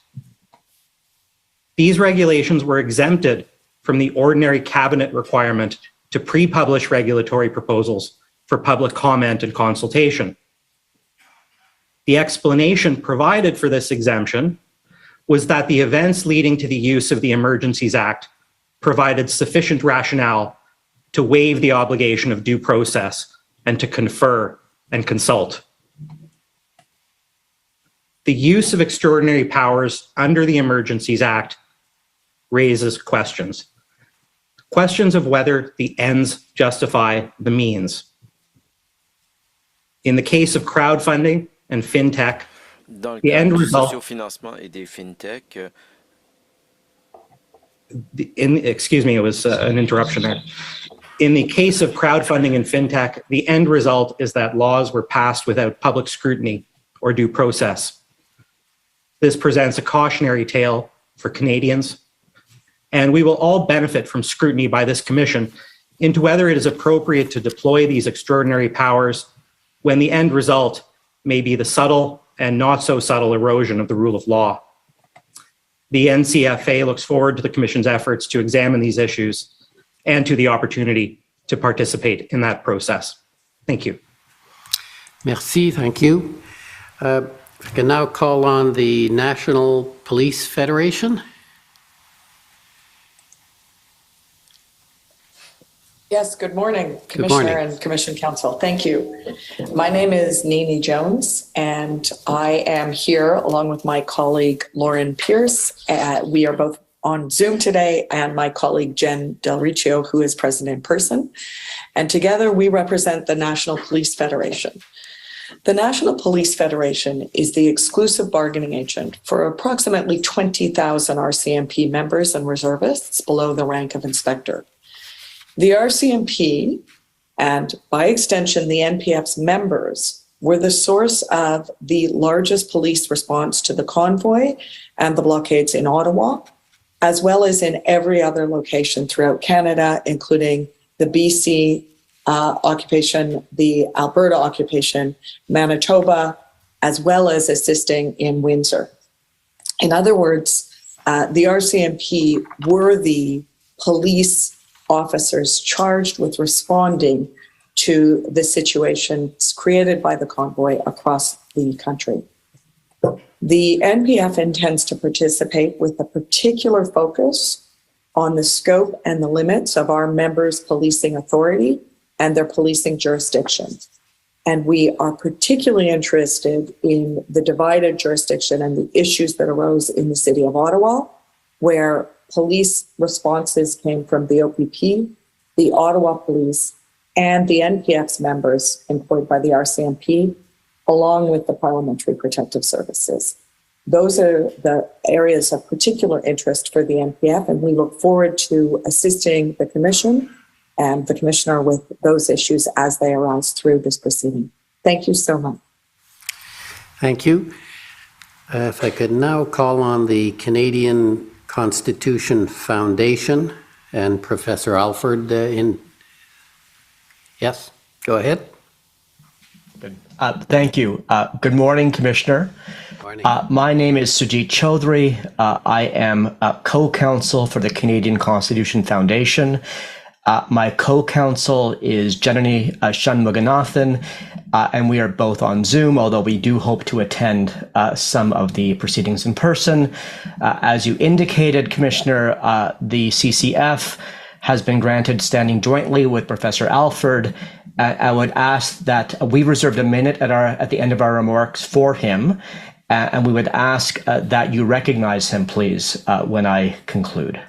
Well, if I could just interrupt, there's one grant of standing, and the norm is with one grant of standing, there is one counsel or presentation, and it's a bit unusual, and I don't think that should be the practice. The reason they were put together as one was that we streamline the process. I'm prepared to make an exception for today, but that is not because I assume you've prepared on that basis, but you should not, as a rule, proceed in that manner. If I can ask you to coordinate your presentation, whether it's Mr. Alford or you or Ms. Munaganathan, that's up to you, but I don't want it to break down into different parties. There are many other organizations that are sharing a standing, and they've all cooperated to have one presentation. So with that caveat, Mr. Chowdhury, you can go ahead on this exceptional basis today. And thank you, Commissioner. And we did check in with Commission Counsel before we decided to proceed this way, and so we appreciate your forbearance in this exceptional circumstance. Commissioner Rouleau, I have 4 points to make in my introductory remarks. The first is that I would like to introduce the CCF. The CCF is a legal charity which is dedicated to defending fundamental freedoms in Canada, particularly the freedom to think, believe, and express controversial or dissenting ideas and opinions. The CCF would like to publicly express its appreciation to you, Commissioner Rouleau, for granting its standing before the Commission. Second, the CCF sought standing to assist the Commission because it will address questions that are core to our mandate. The emergency proclamation and emergency measures regulations severely restricted the rights to freedom of expression, assembly, and association. The emergency economic measures order chilled freedom of expression by deterring donations to organizations opposed to the public order emergency, such as the CCF. For the CCF, the fundamental question is whether the condition in the final clause of Section 3 of the Emergencies Act was met, that the Ottawa protests and border blockades could not be effectively dealt with under any other law of Canada, federal, provincial, or municipal. This clause codifies the requirement that the Emergencies Act is a last resort, which can only be triggered when all other legal tools fall short. Third, although the Commission will necessarily focus on recent events, a sense of history should frame how it approaches this task. The Emergencies Act is a successor to the discredited War Measures Act, which was abused during the FLQ crisis in Quebec.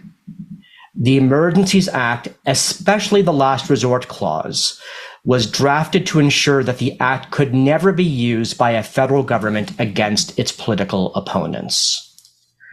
For 34 years, the Emergencies Act was never used. The public order emergency of 2022 was a historic first. But now that the glass has been broken on the Act, it can be used again. The Act was used by this government against individuals protesting vaccine mandates, but a future government of a different political stripe could use the Act in response to protests against pipelines or climate change.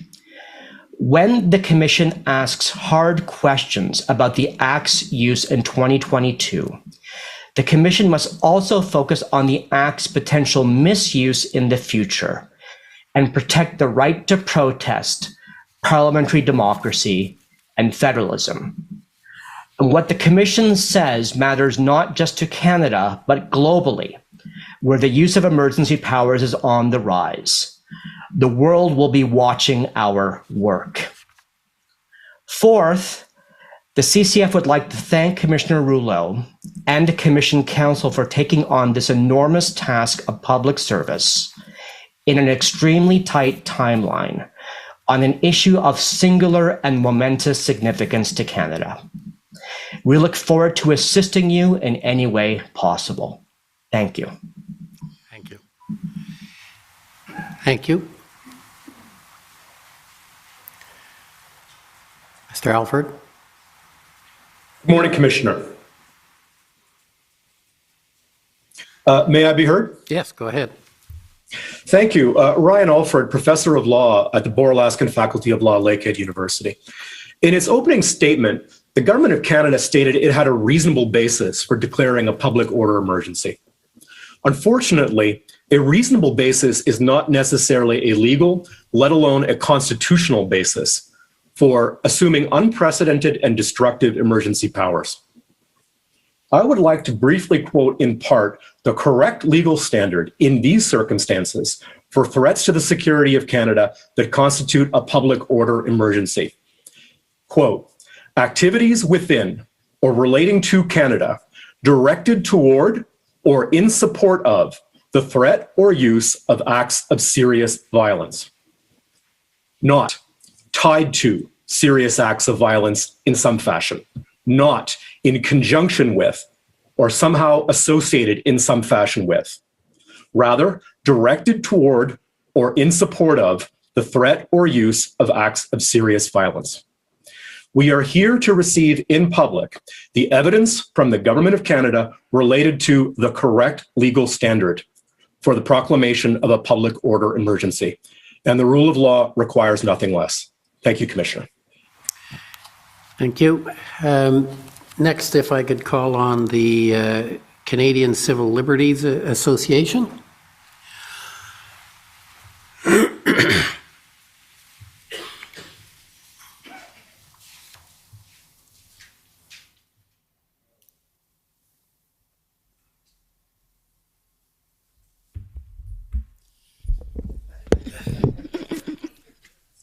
My job to be the comic relief. So good morning, Mr. Commissioner. Good morning, Commission Council, members of the public.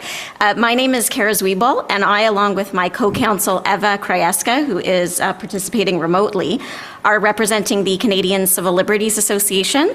We will be participating primarily remotely starting next week, but do anticipate attending in person for portions of the coming weeks.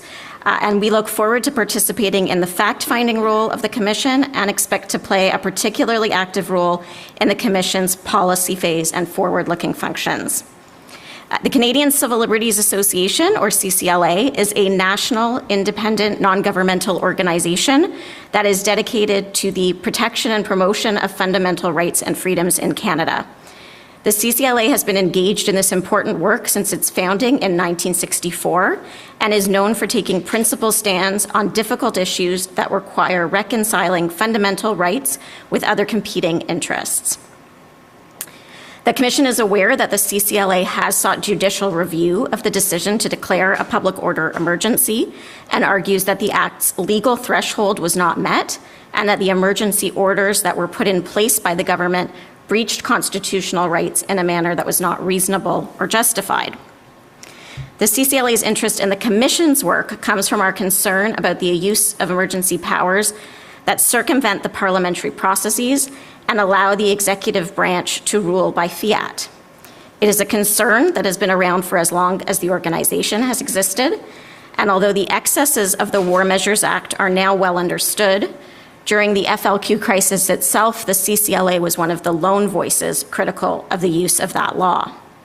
As a result of that experience, the organization participated actively in the process that led to the passage of the current Emergencies Act. In particular, the CCLA encouraged Parliament to build meaningful oversight and accountability mechanisms into the Act and to require a high and judicially reviewable threshold for declaring a national emergency. There are many issues that the Commission will be examining which are central to CCLA's work, including the lawful scope of the right to protest, the role of police in facilitating protests while protecting public safety, the relationship between policing authorities, civilian oversight bodies, and government actors, and the surveillance of those involved in dissenting social movements. More broadly, the CCLA's interest in the Commission's work goes to the core of the organization's mandate, protecting the rights and freedoms of Canadians and demanding transparency and accountability from our governments. The CCLA views the Commission as an instrumental part of achieving the goals of transparency and accountability, and our participation in the Commission's proceedings will be aimed at supporting those goals. Thank you. Thank you. And now I'd like to call on the Democracy Fund, Citizens for Freedom, and JCCF Coalition, please. Good morning, Commissioner. If there's no objection, I'd like to call my colleagues up from the Democracy Fund and Citizens for Freedom. We had all prepared very brief introductions of ourselves and our organizations and should come in well under the time allotted for a single party. I won't repeat the comments I made earlier. I think you're well aware that from now on it will be one presentation rather than three. And for today, I'll make the exception I made in the previous case. Go Absolutely. ahead. Thank you very much. I'm Rob Kittredge. I represent the Justice Center for Constitutional Freedoms. And since 2010, the Justice Center has defended the fundamental rights of Canadians through pro bono litigation. A team of Justice Center lawyers were on the ground in Ottawa for the duration of the protests here, and our lawyers have been and continue to be involved in much of the related litigation. We look forward to continuing to defend the rights and freedoms of Canadians here at this inquiry and holding the government to account on its invocation of the Emergencies Act.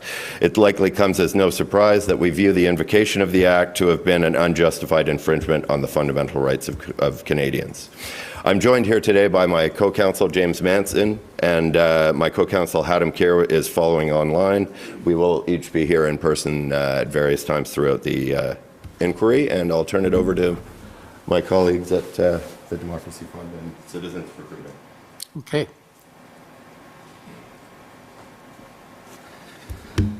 Thank you and good morning. My name is Antoine Dailly, counsel together with Amanda Armstrong to Citizens for Freedom, representing a not-for-profit organization representing the interests and perspectives of the peaceful demonstrators in Windsor, Ontario. We are here to assist the Commission in fulfilling its mandate, particularly its fact-finding function as it relates to the protests that occurred in Windsor, which culminated in the widely publicized demonstration near the Ambassador Bridge, and the various corresponding responses by the various levels of government and law enforcement. Citizens for Freedom is here to advance the interest of truth and transparency and to assist this Commission in producing a balanced and accurate public record.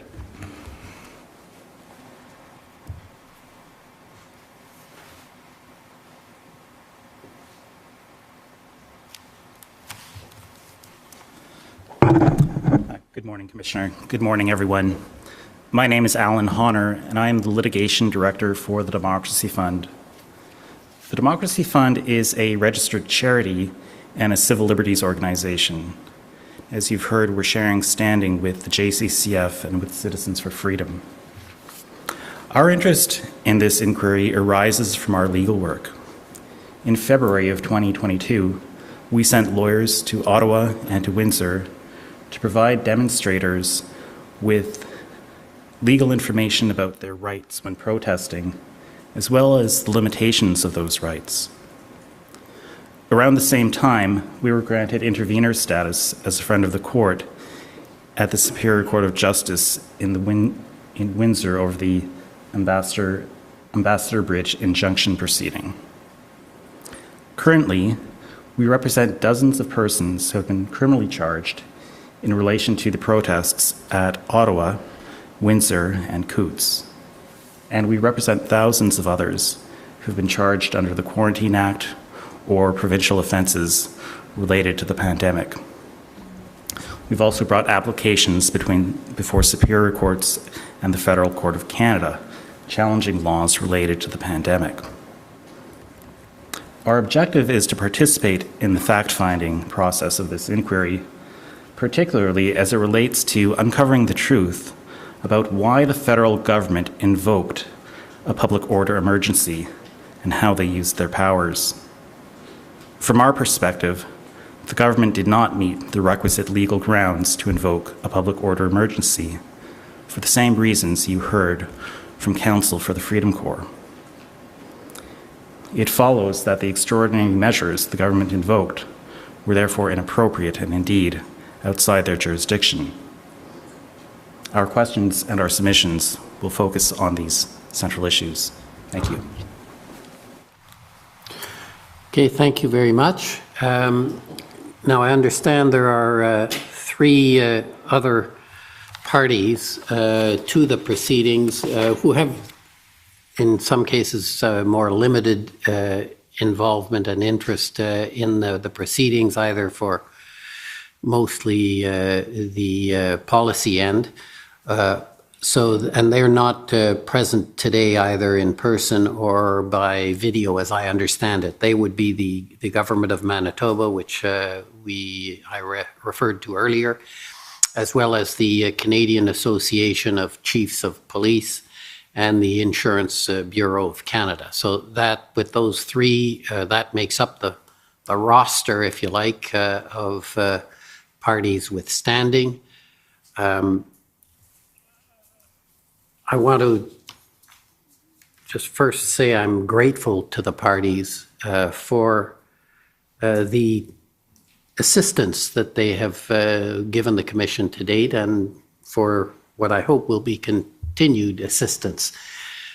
Anyone who had the illusion that this would be easy and uncontroversial, I think the presentations have started to lay out some of the differences and issues. It's a challenge, but it's one which the Commission is eager to take on. Ça nous fait certainement plaisir d'avoir tous ces différentes parties qui ont le statut de présenter devant la Commission. Et il y a certainement bien des points de vue, mais tous les points de vue sont bienvenus pour essayer de composer avec tous les problèmes, les questions, pour en arriver à une solution. Et la Commission est vraiment heureuse de relever le défi. So with that brief introduction of the parties, I think we'll now turn to the beginning of what I will call the evidentiary phase. And the first is more through the presentation, as you've heard, as I understand it, of various reports. So I'll turn it over to Commission Counsel now to take us to the next step. Thank you, Commissioner. To begin, I would ask our Senior Commission Counsel, Daniel Shepherd, to present and deduce into evidence an overview report on the emergence of COVID-19 and the various public health measures implemented in Canada in response to it.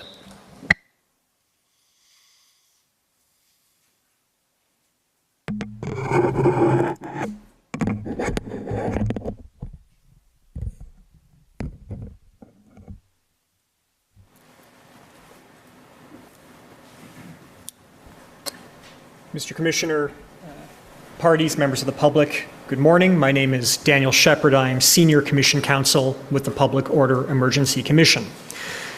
Today, we will be introducing into evidence 3 overview reports, and we anticipate that additional overview reports will be put into evidence in the days and weeks to follow. The first is a report on the COVID-19 pandemic and public health responses. Next slide, please.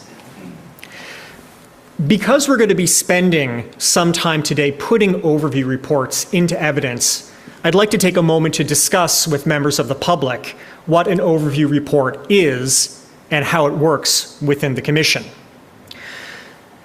You have already heard that the timelines that the Commission is working under are tight, and that not every witness that the Commission might hear from will in fact be called. There are large bodies of evidence that exist, often in writing, and entire topics that need to be explored by the Commission, but it would be impracticable to call live evidence in order to put it before the Commissioner. Previous commissions of inquiry have adopted the procedure of overview reports, documents created by Commission staff that collect, collate, and summarize large bodies of information into documents that may be more or less concise, so that they can be reviewed by the Commissioner, the parties, and the public to understand a particular area of relevance to the Commission. The Public Order Emergency Commission has adopted this procedure, and for those who are interested in technical details about how overview reports work, reference can be made to Rules 41 through 45 of the Commission's revised Rules of Practice and Procedure. I've mentioned that overview reports are created by Commission counsel. After they are prepared, they have been circulated to the parties and we've invited their comment. And for those parties who have provided comment to the overview reports so far, I would like to express the thanks of the Commission. While not all comments have been accepted or are necessarily reflected in finalized overview reports, the feedback that has been provided has been invaluable in ensuring that the Commission puts forward what it believes are high-quality documents before the Commissioner that he can rely upon. Once overview reports have been finalized and are introduced, they do become evidence before the Commission that may be relied upon by the Commissioner and the parties. However, it is important to note that simply because an overview report has been prepared by Commission counsel does not mean that the Commissioner necessarily will accept its contents. Rather, an overview report is, like all other evidence, information before the Commissioner that he may or may not choose to rely on. This means that parties are free to disagree with the content of an overview report and are entitled to challenge its contents. Moreover, in areas where an overview report may not capture relevant information, parties, and indeed Commission counsel, are free to supplement the information contained in them through the ordinary process of the factual inquiry. Next slide, please. With that general introduction out of the way, I would now like to present COM-OR2, the COVID-19 pandemic and public health responses. This overview report summarizes publicly available information about the COVID-19 pandemic around the world and in Canada. The Commission anticipates that a great deal of evidence that it will be hearing will be made in reference to the pandemic and public health measures implemented by various Canadian authorities. This overview report attempts to provide context so that when those discussions take place and that evidence is heard, the Commissioner, the parties, and the public have a factual background to understand what public health measures were in fact in place and what statements about the current public health system around the world and the pandemic were at different points in time. It therefore provides information not only about the pandemic itself and about public health measures, it also provides information about vaccine development and particular measures adopted by Canadian governments and different jurisdictions with respect to COVID vaccines. Next slide. The overview report contains essentially 4 components. The first, which is found at paragraphs 1 through 39 of the overview report, deals specifically with the emergence of the COVID-19 pandemic. It does so in 2 ways. First, it provides a summary overview of international information about the spread of COVID-19 around the globe. And then second, provides background information about the emergence of COVID-19 in Canada. Next slide. On the international side of things, this overview report provides information about the original emergence of a novel coronavirus in late 2019 and its rapid spread throughout the world. It also provides background information about public health declarations and surveillance conducted by organizations, most notably the World Health Organization. This includes the January 30, 2020 declaration of COVID-19 as a public health emergency of international concern, and the March 11th, 2020 declaration by the World Health Organization of COVID-19 to be a global pandemic. Next slide, please. In Canada, this overview report discusses two main timelines. First, it deals with when COVID-19 first emerged in different provinces across the country. With the exception of early provinces such as Ontario and British Columbia, and the territory of Nunavut, which was spared any infections until later in 2020, the overview report notes that most provinces began to be impacted with infections in late February through mid-March. This overview report also outlines when each province and territory first declared a state of emergency under a variety of public health and emergency management statutes in respect of COVID-19. You'll note from the slide that each of these jurisdictions declared some form of emergency throughout March of 2020. Next slide, please. The second part of this overview report, which is found at paragraphs 40 through 108, deals with what we term as the initial public health measures. Next slide, please.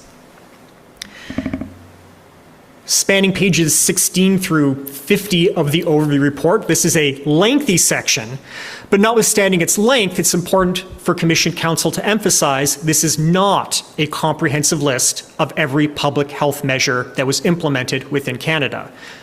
Rather, it is limited in a couple of different ways. First, this overview report focuses on public health measures that were adopted from the early declarations of emergency in March 2020 up until the point in time when COVID vaccines began to be approved for distribution and marketing in Canada.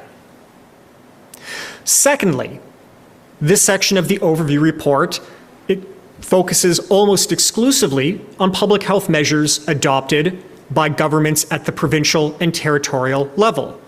Notably, it does not address public health measures adopted by other levels of government, such as municipalities or Indigenous governments.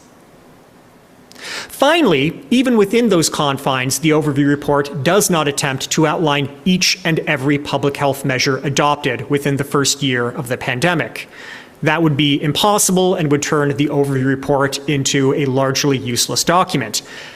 To put this in context, in Ontario, the jurisdiction where I live, in the first year of the COVID-19 pandemic, the provincial government adopted over 200 orders in council specifically dealing with measures in respect to the pandemic. And while I have had the pleasure of reading each and every one of them, it would not necessarily be the best use of the Commission's time to go over them in an overview report. Instead, this overview report focuses on 6 particular types of public health measures that were adopted broadly throughout Canada and had significant impacts on the way Canadians lived their lives. This includes restrictions on travel, both in terms of barriers to entering provinces and territories or requirements to self-isolate, school closures and other types of closures impacting early childcare, limits on gatherings of persons, both in terms of public assemblies and private gatherings, both indoors and outdoors, closures of businesses and other locations, such as the shutdown of indoor dining or prohibitions on use of outdoor recreational amenities, curfews and stay-at-home orders, measures that, while adopted less frequently throughout Canada, did have significant impacts by restricting individuals' rights to leave their home during particular periods or times of the day. And finally, masking requirements, obligations imposed on individuals to wear face coverings in a variety of settings. Next slide. The third portion of this overview report deals with vaccine approvals in Canada. It is found in paragraphs 109 through 123 of the overview report. This section of the overview report deals with two broad issues. First, the overview report discusses the process whereby vaccines were considered and approved by Health Canada. Second, it deals with the actual approvals that were in fact made and the vaccines that became available at different points in time for marketing and use. Next slide, please. With respect to the drug approval process, the overview report discusses in very general terms how drug approval operates within Canada under the Food and Drug Regulations, a regulation that is made pursuant to the Food and Drugs Act. Under the Food and Drugs Act, however, the Minister of Health has the authority in Section 30.1 to make something referred to as an interim order. An interim order can be made, and this is the statutory language, quote, if the minister believes that immediate action is required to deal with a significant risk, direct or indirect, to health, safety, or the environment. The overview report discusses that on September 16th of 2020, the Minister of Health made one such interim order with respect to COVID-19 vaccines. The interim order respecting the importation, sale, and advertising of drugs for use in relation to COVID-19 contained a number of rules that were followed by Health Canada in the assessment and ultimate approval of a series of COVID-19 vaccines. Two procedural characteristics of the interim order are of particular note. The first is the rolling application process. In the ordinary drug approval process, Health Canada expects proponents to put forward all relevant clinical information at the time an application is made.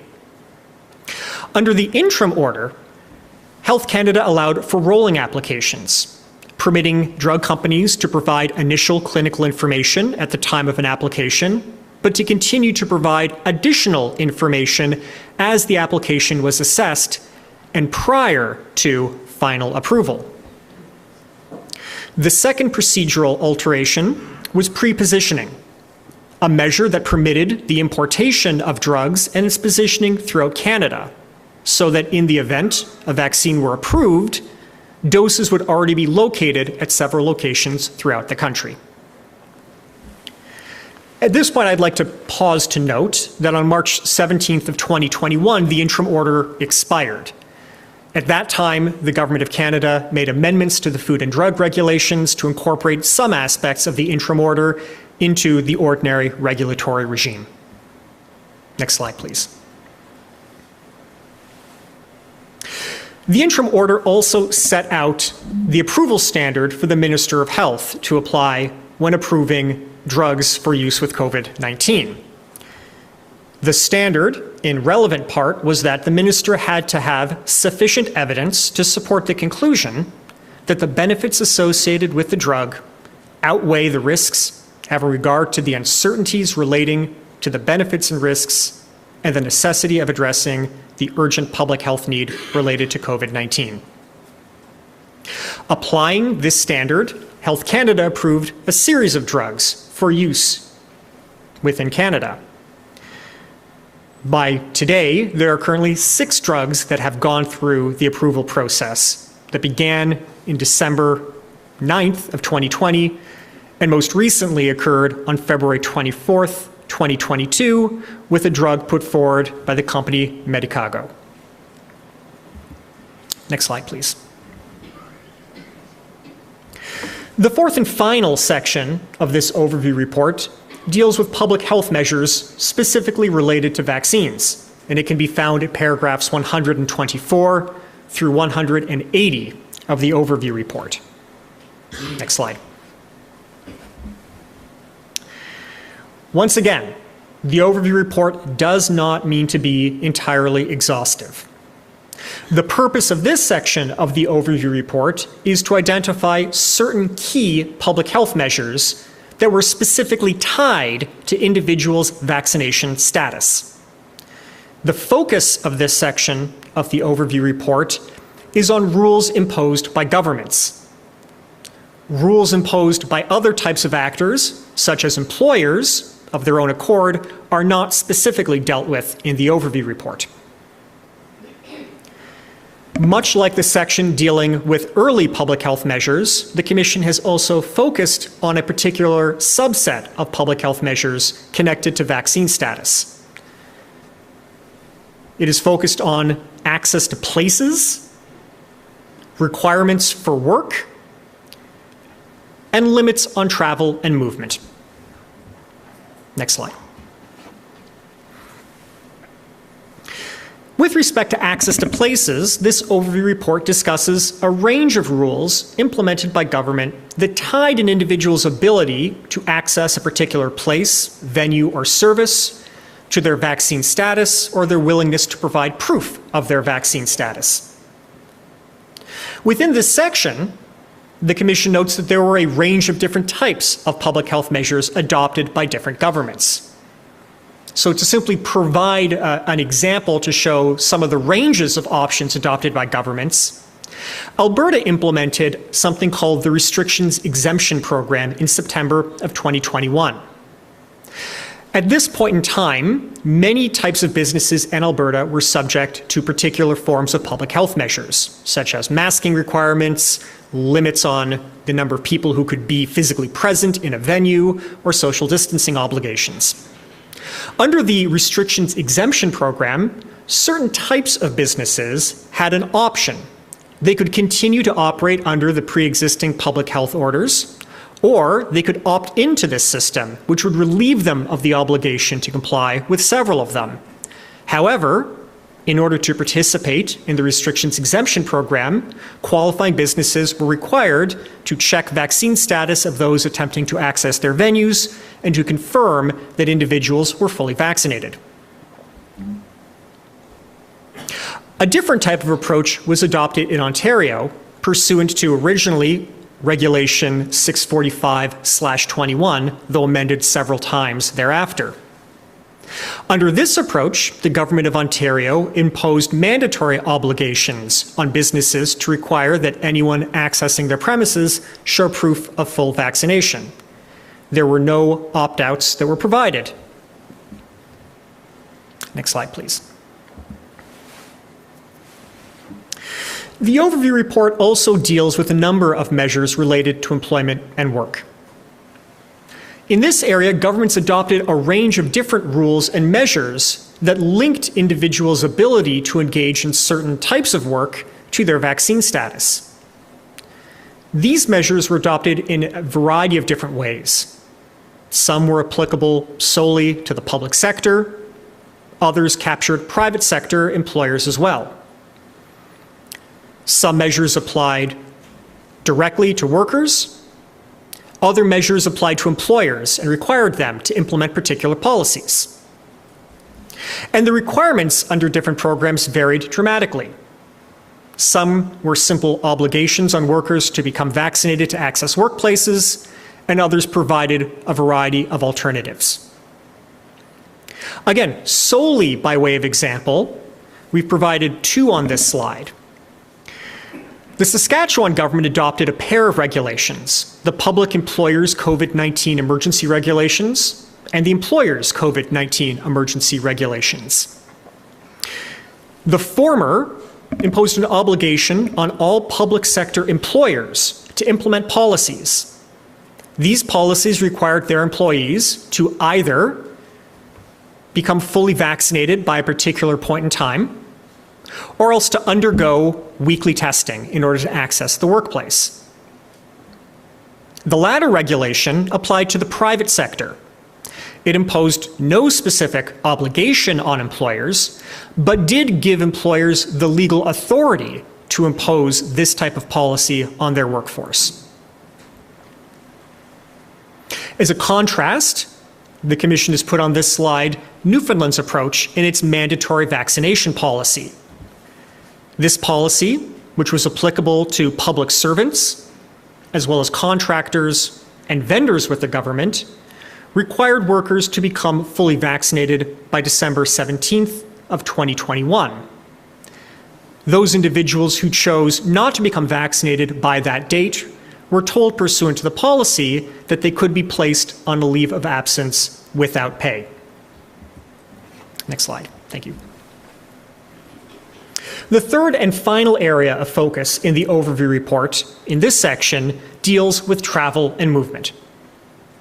While some provinces and other jurisdictions imposed rules with respect to travel and movement that were connected to individuals' vaccine status, the bulk of rules in this area were implemented by the federal government under a range of statutes, including transportation legislation, such as the Railway Safety Act and the Aeronautics Act, and also, and of particular significance to the evidence that we anticipate hearing in this inquiry, pursuant to the Quarantine Act.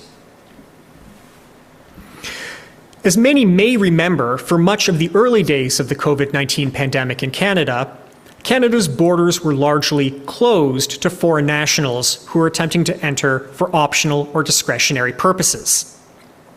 However, starting between August 9th and September 7th of 2021, Canada began to implement rules permitting individuals to enter the country for optional or discretionary purposes as long as they were able to show proof of being fully vaccinated. However, these were rules that were targeting optional and discretionary entry into Canada.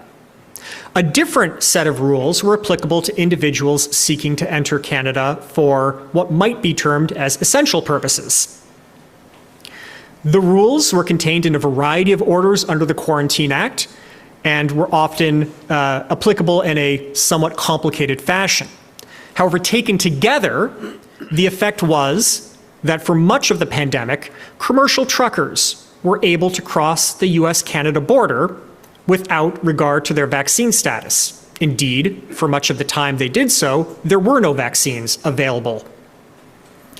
Those individuals crossing the border could be exempted from a variety of otherwise applicable measures under the Quarantine Act, such as the obligation to quarantine, as well as certain rules with respect to testing. Next slide, please. The Commission anticipates, however, that a series of changes that began to become announced in October and November of 2021 played a significant role in the circumstances that led to the proclamation of a public order emergency. First, starting in October of 2021, the government of the United States of America made an announcement that starting in January of 2020, all inbound foreign nationals entering the United States via land or ferry crossings would be barred from entry if they were not fully vaccinated, even if they were entering for an essential purpose.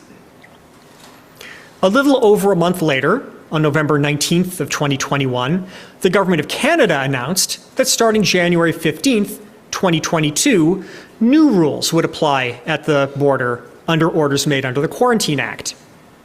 The effect of the announced changes was that essential service providers, including truck drivers, would have to be vaccinated to enter Canada in many circumstances. Unvaccinated foreign nationals would be barred from entry. Canadians and others that had a special legal entitlement to enter the country would still be allowed entry. However, they would no longer be exempted from particular public health measures, such as the requirement to quarantine. On January 12th of 2022, a spokesperson with the Canadian Border Services Agency announced that, in fact, unvaccinated Canadian commercial truckers would be allowed to enter Canada across international borders without the obligation to quarantine.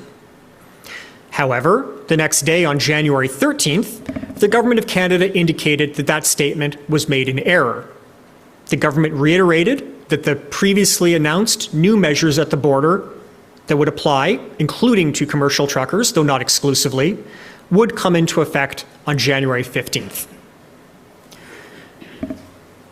And that is essentially where the overview report ends, as the Commission anticipates that a great deal of the evidence that it will hear will deal with events taking place in early and mid-January of 2022, influenced in part by some of the measures outlined in this overview report. Next slide. For parties with standing at the Commission, this overview report is available for review in the participant database. For members of the public who wish to learn more about the topic covered in this overview report, it will shortly be made available on the website for the Commission at www.publicorderemergencycommission.ca. Mr. Commissioner, parties, members of the public, I thank you for my time. That is the presentation on this overview report. Thank you, Mr. Shepherd. I wonder, is it appropriate at this point to mark that as the first exhibit? I would ask that to be done. Okay, so Madam Registrar, could you enter the overview report as I take it it's Exhibit 1? Okay, so that'll be marked as Exhibit 1. Thank you very much. Thank you, Commissioner. The next presentation will be made by Commission Counsel Stephen Armstrong, who will present into evidence a second overview report entitled Early Protests, Activities, and Legal Challenges Relating to Public Health Measures.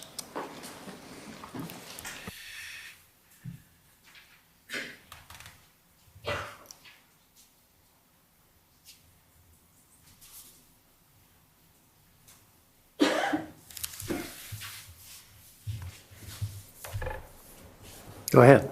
Good afternoon, Commissioner, Council, members of the public. My name is Stephen Armstrong, and I'm Commission Counsel.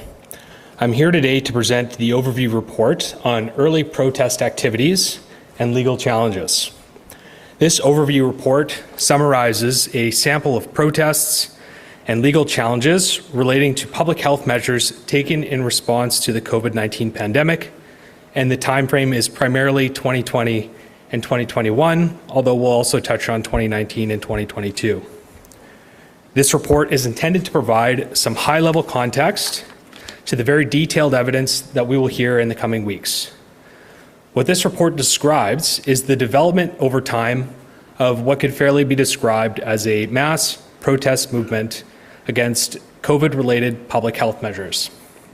The intent of this overview report is not to investigate the merits or demerits of any particular measure or of any particular protest.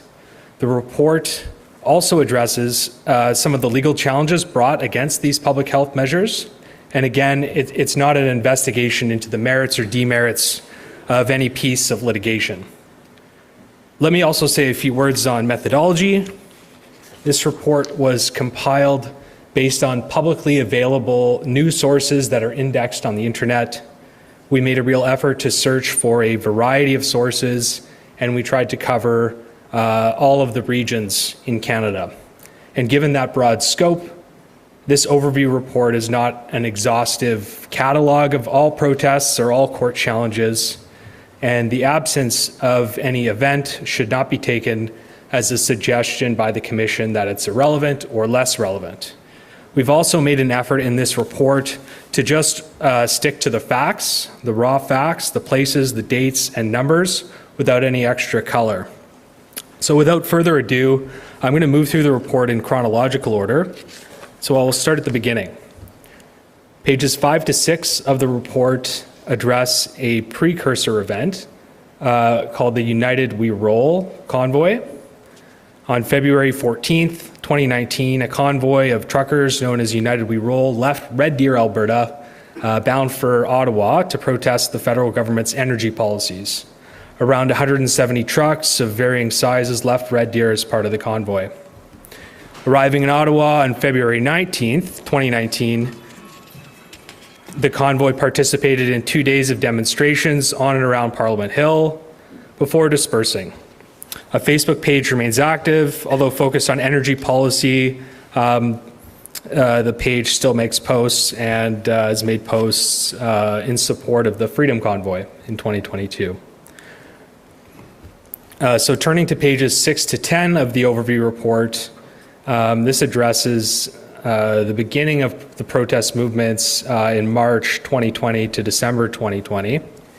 And my colleague, Mr. Shepherd, already discussed the onset of COVID and the public health measures that were taken.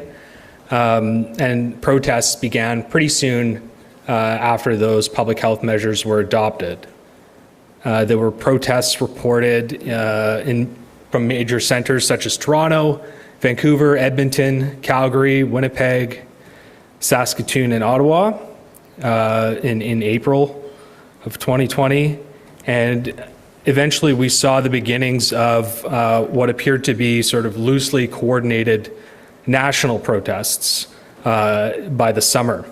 And so on, for example, July 19th, 2020, protests were held in cities all across Canada, and it was reported that these were part of a coordinated march to unmask movement opposed to mandatory masking. And momentum seemed to have grown, or seems to grow from there as the protests grew in scale. On September 12th, 2020, for example, it was reported that several thousand people turned out to protest mask mandates and other measures in Montreal. As another example, in October of 2020, protesters rallied against lockdowns and other public health measures in downtown Toronto, and it was reported that around 1,500 people were in attendance. And these protests were by no means limited to the big centers in Canada. For example, on November 7th, 2020, as many as 2,000 people marched through Aylmer, Ontario to protest public health measures. And it was reported that the protesters included many people from the town's large religious communities. And moving towards the end of the year, just another example, on December 19th, 2020, hundreds of people marched through Calgary and as well as through Montreal. And CTV News reported from Montreal that the protesters were marching in opposition to public health measures introduced by the Quebec government. So turning to pages 10 to 28 of the overview report, this addresses events as they continue through 2021. And at the beginning of the year, Quebec had introduced a curfew, and it was reported that protests were held that same day, January 9th, 2021, in Montreal, Sherbrooke, and Quebec City. Protests were also reported in January and February in Moncton and Halifax, and as well across the country. And these protests really seemed to pick up speed and reach a crescendo in the fall of 2021, overlapping with the federal election of that year.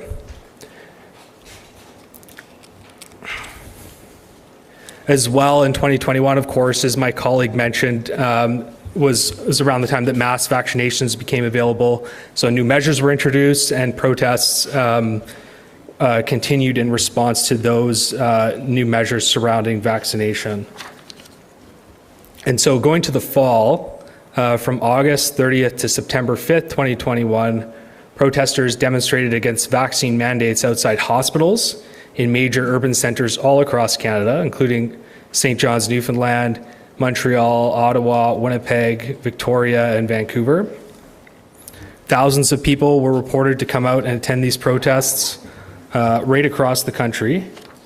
And the next weekend as well, on September 13th, 2021, protesters demonstrated across the country, including at Toronto General Hospital, and in Barrie and London, Ontario, and various places across the country. And this was part of the protests organized by the Canadian Frontline Nurses. And then moving into the later part of the year is when the border measures for truckers and for other persons were announced in November, as my colleague discussed. As well, in November, Canadian Border Service Agency officers stopped a truck driver by the name of Bridget Belton at the Windsor-Detroit crossing for failing to wear her mask. And she posted a video discussing the event on TikTok. And in the video, she voiced frustration and emotion with the public health measures. She would later connect with Chris Barber on social media, and these people played a role in organizing the convoy to Ottawa. So further protests continued into December 2021 and the new year. And then in the report, from pages 29 to 32, we provide a very basic skeleton of certain events leading up to the arrival of the Freedom Convoy in Ottawa in January of 2022. And it's in January 2022 that we see the development of the Freedom Convoy idea and its launch. On January 13th, 2022, Chris Barber, Bridget Belton, James Bowder, and others attend a Facebook Live event hosted by Pat King. The group discussed routes and logistics for the Freedom Convoy before an audience that reportedly reached 3,000 viewers at one point. On January 14th, 2022, Tamara Litch created a Facebook page and GoFundMe campaign for the Freedom Convoy. On January 22nd and 23rd, 2022, contingents of the Freedom Convoy departed from various points in British Columbia for Ottawa, and 2 other convoy contingents were planned to depart from Enfield, Nova Scotia and Windsor later on in January on the 27th. As of January 5th, 2022, the GoFundMe campaign had raised more than $4.5 million. News reports covered the progress of the convoy on a daily or near daily basis as it crossed the country. Thousands of trucks and thousands of participants were reportedly participating in the convoy as it made its way to Ottawa. Freedom Convoy participants arrived in Ottawa on or around January 28th and 29th, 2022, and that takes us up to the subject matter of this hearing, and we anticipate that further evidence on the origins, development of the Freedom Convoy, the protests, and blockades will be adduced during these hearings. So, Mr. Commissioner, that's the overview report. Okay, thank you. I take it this should be the next exhibit, Exhibit 2? Yes, sir. Yep, okay, thank you. Madam Registrar, this will be marked as Exhibit 2.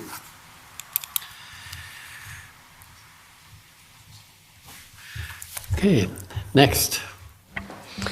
Thank you, Commissioner. I'd now like to ask once again our Senior Commission Counsel Dan Shepherd to present an overview report consisting of a timeline of key events leading up to the invocation of the Emergencies Act.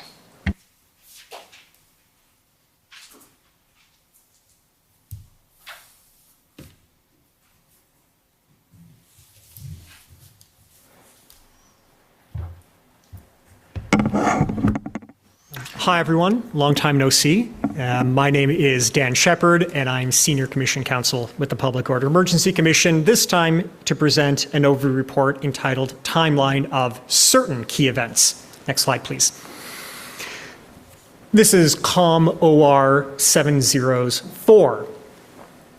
The purpose of this overview report is somewhat different than the other ones that have been produced by the Commission. Whereas other overview reports are being put forward primarily as a means by which individuals can understand background information that's relevant to the evidence that's going to be heard, this overview report is intended to serve more as a tool.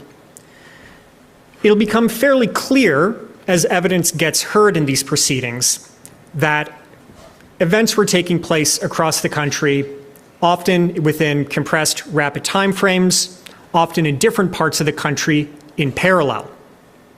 As individuals hear evidence about particular events, it may be useful to be able to step back and take a broader view about what was happening Canada-wide. This overview report is intended to therefore serve as something of a reference tool to help put the evidence that will be heard in its chronological and spatial context. You've heard me say with respect to the last overview report that I presented, these are not exhaustive. That is very true for this overview report. If this overview report were to recount every relevant event that took place throughout the events leading up to the proclamation of a public order emergency, then the bulk of the Commission's report would already be written. This is necessarily a highly reduced timeline that deals with only some events that may be useful for participants and members of the public to have in mind when they hear the evidence that will be put before the Commissioner. I want to emphasize, therefore, that the absence of any particular event from this timeline is not a signal that the information is in any way less relevant or irrelevant. Rather, these are only some of the events that the Commission thought would be useful to be contained in a single document before all the parties and available to the public. Next slide. So as a timeline, it is unsurprisingly organized chronologically. Within that chronological organization, the events are also subdivided by either location, when we're dealing with the event that took place in a particular space, or by jurisdiction, when we're dealing with decisions that are more appropriately tied to a particular type of authority, like a level of government. The idea is that this will permit the reader to get a rapid sense of where different events were taking place simultaneously in different locations. It's also important to note, as you read the overview report, that the actual events that are being identified are set out in very succinct and neutral terms. The purpose of the overview report is not to provide detailed information about any particular event, but rather to flag the existence of an event. The Commission anticipates that evidence will be heard on most, if not all, of the events identified in this overview report. In terms of the report's scope, it captures the period beginning November of 2021 and ending in April of 2022. However, the focus of the timeline really are events that take place between January 13th and February 24th of 2022. While the time periods before and after are covered to a certain degree, it is within that narrower time frame where the overview report provides something of a day-by-day account of events that were taking place throughout Canada. Next slide. Now, we are a little bit ahead of schedule, and so I'm tempted to simply read the overview report into evidence, but again, I'm not sure parties would necessarily enjoy that. And so instead, I'm going to take what I've already told you is a already non-exhaustive list of events and make it a little bit less exhaustive by just pointing out some of the events that are actually covered, divided into some rough time frames. I mentioned that the overview report does begin in 2021 with some things what we could style pre-convoy events.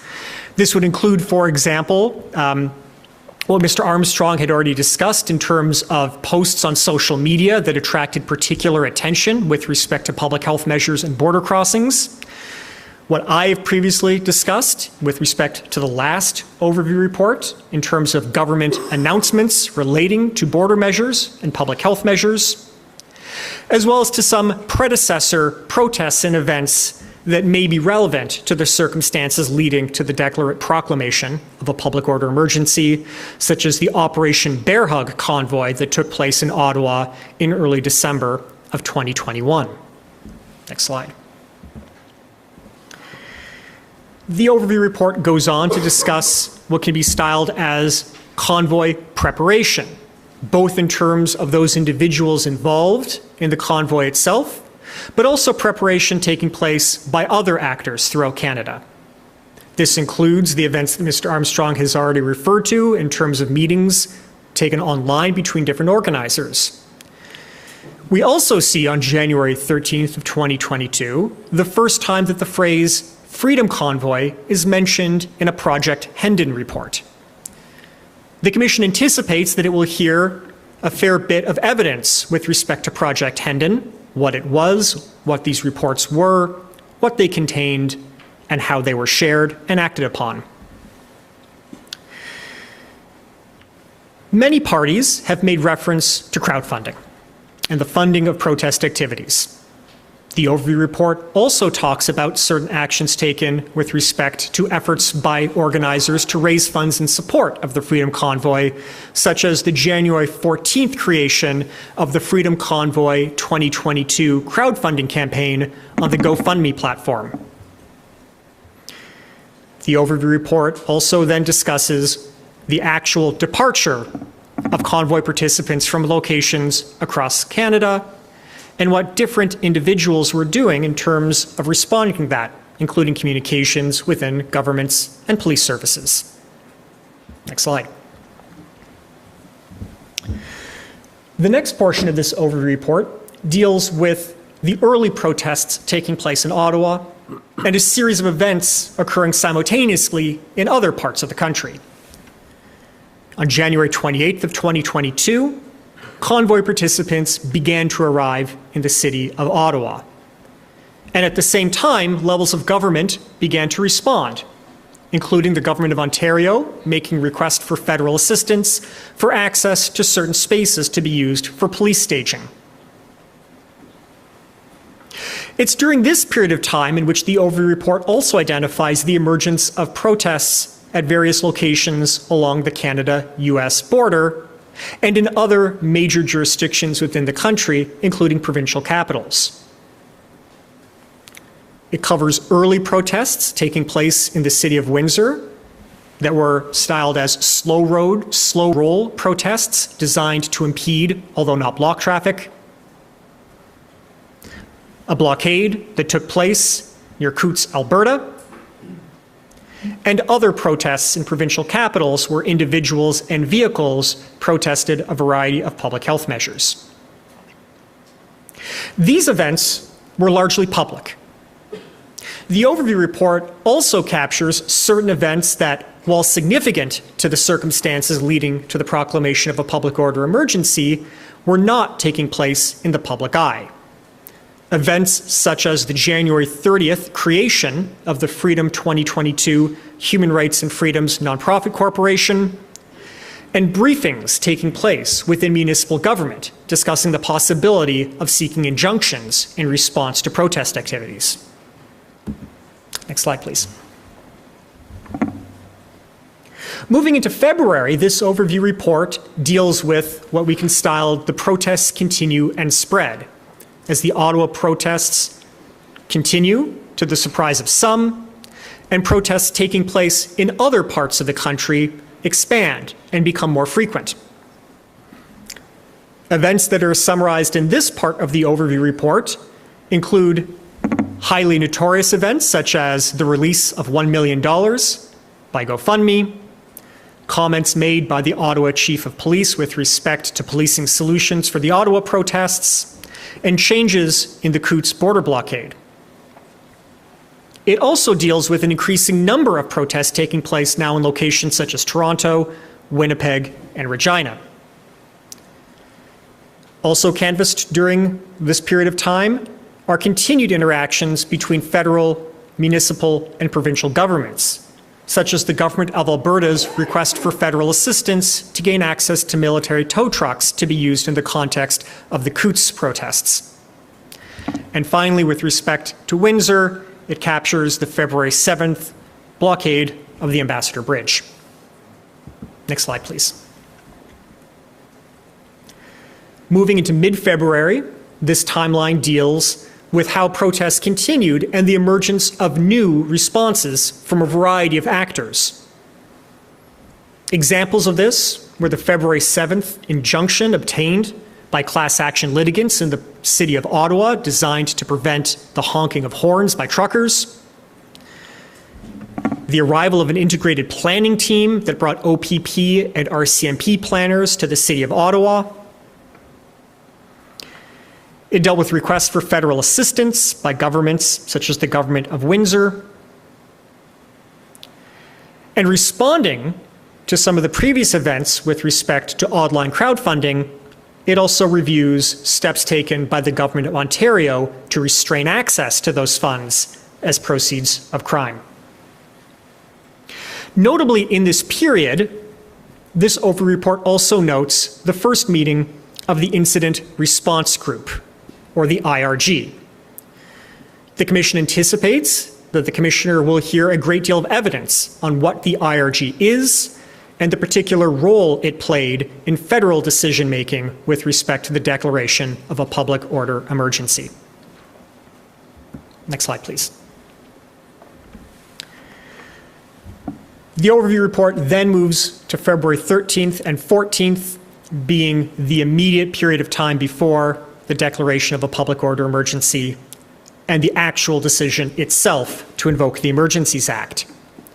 It covers events taking place in Windsor and in Coutts, and also deals with both key meetings that took place at the federal level and between different levels of government.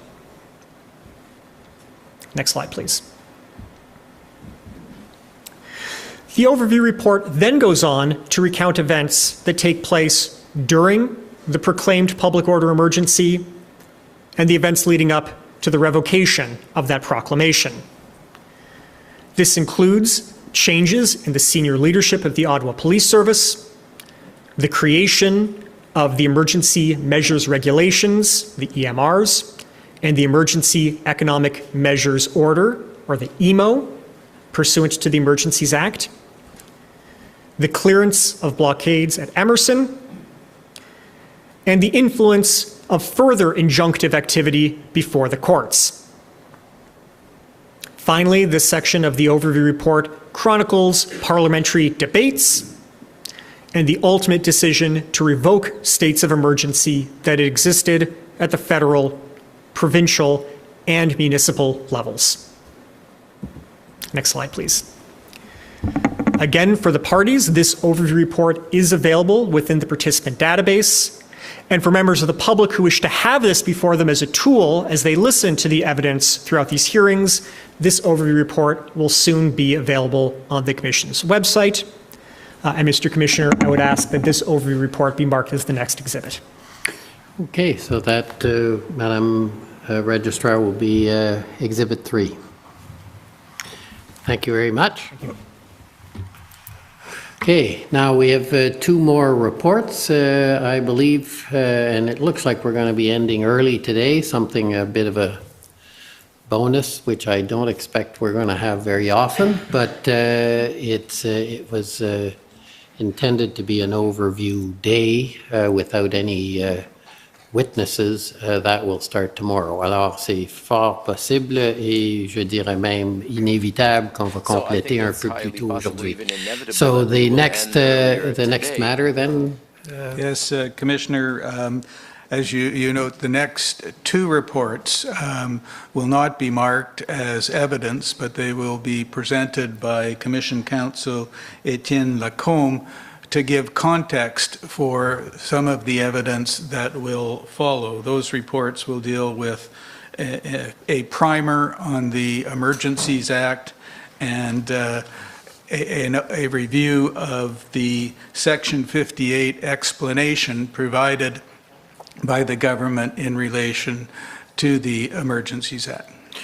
Okay, can I just before we hear from Mr. Lacombe, I assume these will be available to the public, and are we going to put them as exhibits or in another place on the website?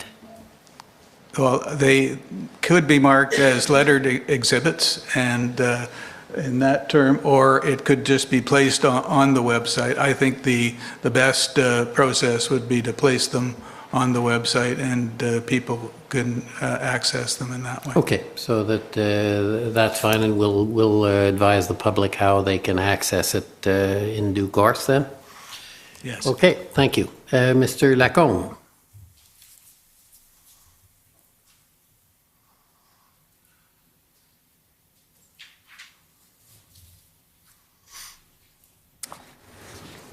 Monsieur le Commissaire, merci. Bonjour à tous. Je m'appelle Étienne Lacombe, je suis avocat de la Commission. Et cet après-midi, je vais vous offrir un exposé introductif à la loi sur les mesures d'urgence. Donc, je pense qu'on peut passer à la prochaine diapo. Ce que je vous propose plus précisément, en fait, c'est de résumer les deux volets, en quelque sorte, de la loi sur les mesures d'urgence. Donc, d'abord, les conditions qui sont nécessaires pour invoquer la loi, et ensuite, les mesures qu'elle permet au gouvernement d'adopter. Donc, si la Commission vous offre ce résumé aujourd'hui, c'est pour mettre en contexte la preuve que vous allez entendre au cours des prochaines semaines. Il est important d'apprécier le cadre juridique de la loi, puisque le rôle de la Commission consiste en partie à évaluer les actions du gouvernement en fonction des exigences de la loi sur les mesures d'urgence. Donc, je vais rentrer un peu dans le détail quand même, mais ça se veut, en toute forme, un résumé. Donc, j'ai l'intention de paraphraser certaines des dispositions et bien entendu, je ne pourrai pas aborder tous les détails ou toutes les exceptions qui sont prévues à la loi. Ça, vous aurez la chance d'en entendre parler au cours des prochaines semaines pendant que la Commission continue ses travaux. Prochaine diapo, s'il vous plaît. Donc, essentiellement, pour invoquer la loi sur les mesures d'urgence, il faut qu'il y ait une crise nationale. Il faut que le gouvernement ait des motifs raisonnables, en fait, de croire qu'il y a une crise nationale. Et la législation prévoit qu'il y a plusieurs sortes de crises nationales. Toutes les sortes de crises partagent quand même des points communs, mais elles se distinguent aussi des autres. Donc, ce que je vais faire au cours des prochaines minutes, c'est que je vais commencer par une définition large des crises nationales ou des situations de crise, pour ensuite en arriver à la sorte de crise plus précise que le gouvernement a déclarée en février 2022. Donc, à la base, par contre, une crise nationale, c'est une situation urgente, comme vous voyez à l'écran, temporaire et critique, à laquelle les autres lois du Canada ne peuvent répondre adéquatement. En plus, toute crise nationale doit correspondre à l'un des deux énoncés qui sont affichés à l'écran. Donc, ils doivent soit mettre gravement en danger la vie, la santé ou la sécurité des Canadiens et échapper à la capacité ou au pouvoir d'intervention des provinces, ou ils doivent menacer gravement la capacité du gouvernement du Canada de garantir la souveraineté, la sécurité et l'intégrité territoriale du pays. Donc, quand on parle de crise nationale, on parle pas simplement de définition générale, on parle de 4 types possibles de crise nationale. Vous les voyez listés à l'écran. On parle des sinistres, des états d'urgence, des crises internationales, d'état international et d'états de guerre. Donc, essentiellement, les critères pour invoquer la loi sur les mesures d'urgence varient en fonction du type de crise et c'est ainsi logique de se concentrer sur le type de crise que le gouvernement a déclaré, comme je l'ai mentionné, l'état d'urgence qui est prévu à la partie 2 de la loi sur les mesures d'urgence. Je sais que ça fait quand même beaucoup de détails à date. Si j'ai perdu des gens en cours de route, soyez sans crainte, je vais vous offrir un récapitulatif sous peu. Mais entre-temps, un dernier point à rentrer dans le détail, et c'est pour les états d'urgence en particulier.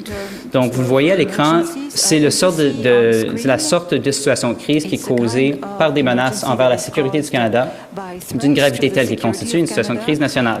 Quand on parle de menaces envers la sécurité du Canada, on entend l'une des 4, mettons grosso modo, catégories qui sont listées sur la diapositive, soit l'espionnage ou le sabotage, l'influence internationale, le terrorisme ou l'extrémisme violent. Une dernière parenthèse sur les états d'urgence.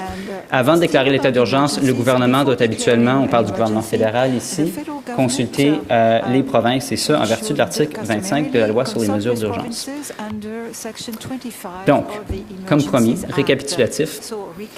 J'ai essayé de rendre ça le plus clair possible, mais ce qu'on peut retenir de tout ça, c'est que pour pouvoir déclarer l'état d'urgence, le gouvernement peut le faire s'il y a des motifs raisonnables de croire qu'une situation est urgente, temporaire et critique, qu'elle découle de menaces envers la sécurité du Canada, qu'elle met gravement en danger la santé et la sécurité des Canadiens ou la capacité de garantir la souveraineté du Canada, qu'elle ne peut être remédiée par les provinces et les territoires et qu'elle ne peut être remédiée en ayant recours à une autre loi canadienne.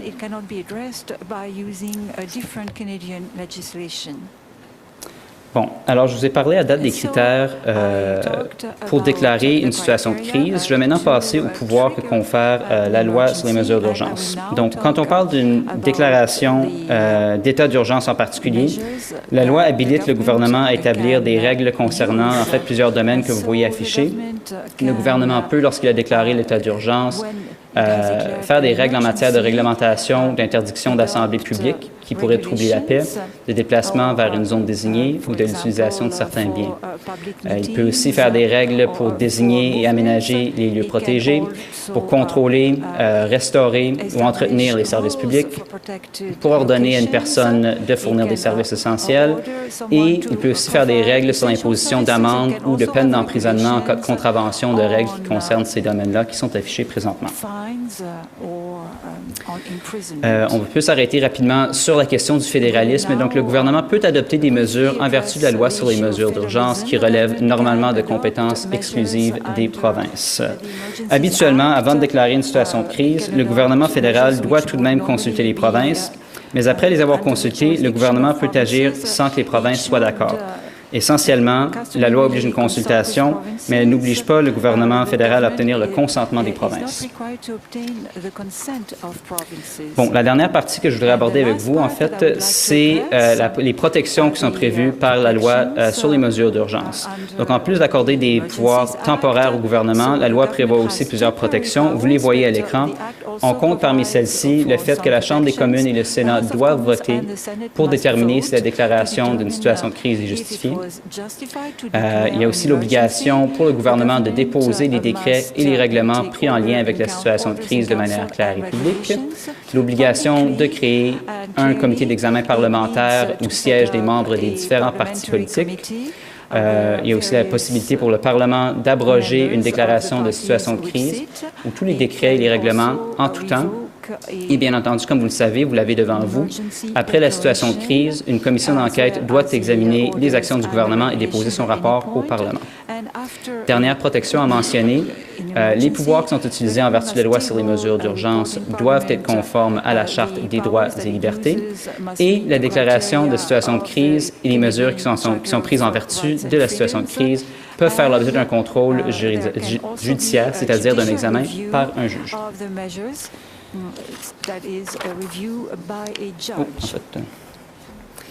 Bon, ce que j'allais vous mentionner en dernière parenthèse, en fait. Donc, certains d'entre vous sauront que la loi sur les mesures d'urgence a remplacé la loi sur les mesures de guerre. On l'a entendu mentionner ce matin. Ce que j'allais vous dire en termes de derniers éléments de contexte pour les deux dernières diapositives, c'est que la loi sur les mesures de guerre ne contenait aucune des protections qui ont été énoncées sur cette diapositive-ci ou sur la diapositive précédente. Merci.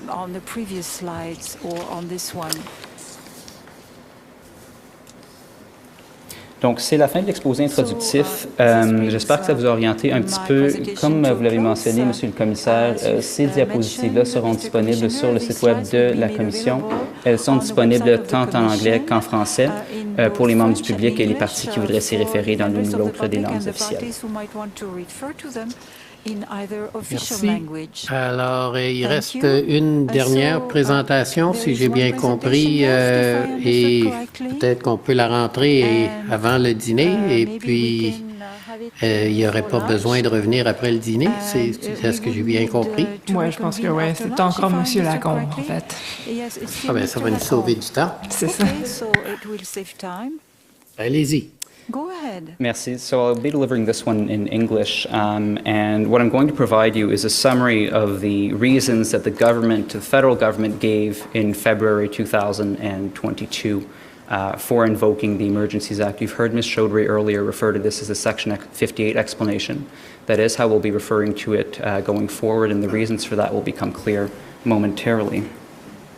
So a word about Section 58, Sub 1 of the Emergencies Act. It requires that Parliament review any declaration of emergency, that it be reviewed by the House of Commons and by the Senate.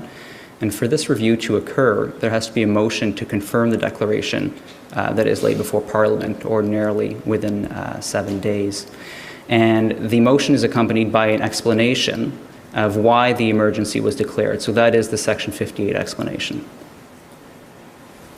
So the federal government gave its explanation to the House of Commons on February 16th. It provided it to the Senate a few days later. That explanation is a document that is publicly available. The number that you see here in brackets is a reference for the parties to access that document within the party database. But the document is already publicly available on the federal government's website and will be made available through our own website as well. So it's important for me to pause here as Commission Counsel and to tell you that this is a summary of the explanation that the federal government gave. The reason the Commission is presenting it to you at this point is to contextualize the evidence that will be called in the coming weeks. So part of the Commission's mandate is to test and evaluate the explanation that the federal government has provided, and for that reason it's important to know up front what that explanation is. So this, again, just like in the previous presentation, is a summary. It's not a complete reproduction of the Section 58 explanation, and as I've mentioned, nor is it an endorsement by the Commission. It is a summary. Thank you. So the summary that the government provided sort of dovetails with the previous presentation that I just gave, in that it starts by explaining the necessary basis to invoke the Act, and for a public order emergency in particular, that there be threats to the security of Canada that are so serious as to be a national emergency. As I've mentioned previously, the threats to the security of Canada include threats or acts of serious violence against persons or property to achieve political or ideological objectives. National emergencies are urgent, temporary, and critical situations that seriously endanger the health and safety of Canadians, that can't be dealt with effectively by the provinces or under any other law of Canada. So when it proclaimed an emergency in February 2022, the government identified 5 components of the emergency. You can see them on the screen here. We could loosely group them, or identify them rather, as the blockades and ongoing acts of violence, adverse effects on the Canadian economy, effects on Canada's relationship with its trading partners, effects on the distribution chain, and the potential for increases in levels of unrest and violence. And the way that the Section 58 is structured is by expanding on each of those 5 points that were in the initial proclamation. And that's how I'll run the next few minutes as well, by going through them one by one. So beginning with the blockades and the activities tied to serious acts of violence, the federal government explains in its explanation that there were various demands by protesters at the time, that they ranged from the end of public health measures to the overthrow of elective government. It also mentioned that there were different tactics being employed. There were those related to traffic disruptions, which we've heard about, and there were others, such as bringing children to protest sites to limit police intervention. At least this is what the government has said, and which I am summarizing. The government also said that there were issues for other governments and themselves in securing the assistance of tow truck drivers to remove vehicles from the blockades. It also mentioned violent incidents and threats of violence, including in particular the seizure of firearms and ammunition in Alberta. And finally, as regards blockades and serious acts of violence, the government also mentioned that there was online rhetoric, increased threats against public officials and the presence of ideological extremists at protest sites, indicating a risk of serious violence. In terms of effects on the economy, the government explained at the time that the blockades were having severe impact on Canada's economy. It mentioned losses in terms of employee wages, reductions in automotive processing capacity, and other effects on the auto industry. It also mentioned breaches of the Canada Border Services Agency's plazas in 2 locations, that it anticipated additional blockades springing up, and that there was media reporting about the majority of donations being made through crowdfunding site Give Send Go, originating from donors outside of Canada. In terms of effects on relationships with trading partners, the government said at the time that there were expressions of concerns from various American voices, including from the President, from the Governor of Michigan, and from the Department of Homeland Security. It further stressed disruptions on supply chains and industry, and it said there was an erosion of trust or of confidence in Canada as a place to invest and to do business. In terms of the distribution chain in particular, the government at the time explained that that Canada's transportation system is particularly vulnerable given the challenges of geography and climate conditions in this country. It said that there was an imperilment of Canadians' welfare from disruptions in the transport of crucial goods, medical supplies, food, and fuel. And it also said that there were attempts by protesters in Ottawa in particular to impede access to the airport and to block railway lines. As for the potential of increased levels of unrest and violence, the federal government said, in addition to there being ongoing illegal activities, that there were concerns about ideologically motivated violent extremism, in particular that the number of people who supported such ideologically motivated violent extremism could be increasing, and could be a source of violence, that there were efforts by people based in the United States to enter Canada who were supporters of ideologically motivated violent extremism. It also mentioned the efficacy or inefficacy of current measures that were in place at the time, including injunctive relief and the ability of municipal and provincial authorities to enforce the law using the tools at their disposal. Finally, the government mentioned that the protests in Ottawa were impeding the proper functioning of the Government of Canada, including jeopardizing Canada's ability to fulfill its obligations with respect to the protection of the diplomatic community. So I'm at the point of conclusion here. What I'll stress again is that this is a summary of the conclusion that is in the Section 58 explanation. It's not the Commission's conclusion on the Section 58 explanation.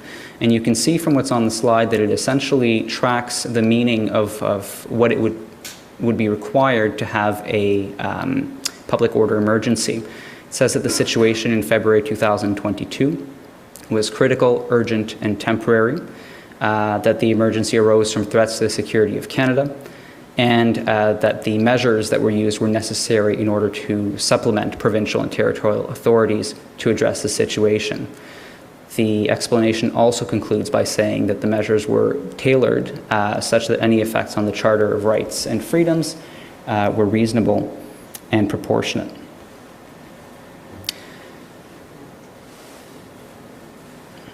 That's fine. So, Commissioner, that concludes the presentations of the day in its entirety as I understand it. So I'll pass the floor back to you.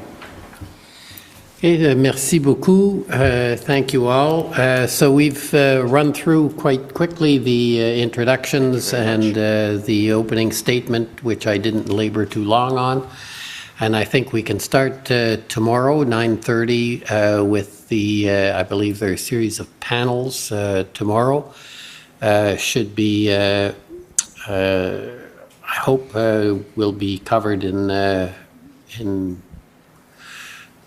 without extending too late tomorrow. I hope will be another not too severe day, but we'll wait and see. There are, seeing no other issues being raised, I suggest we rise until tomorrow.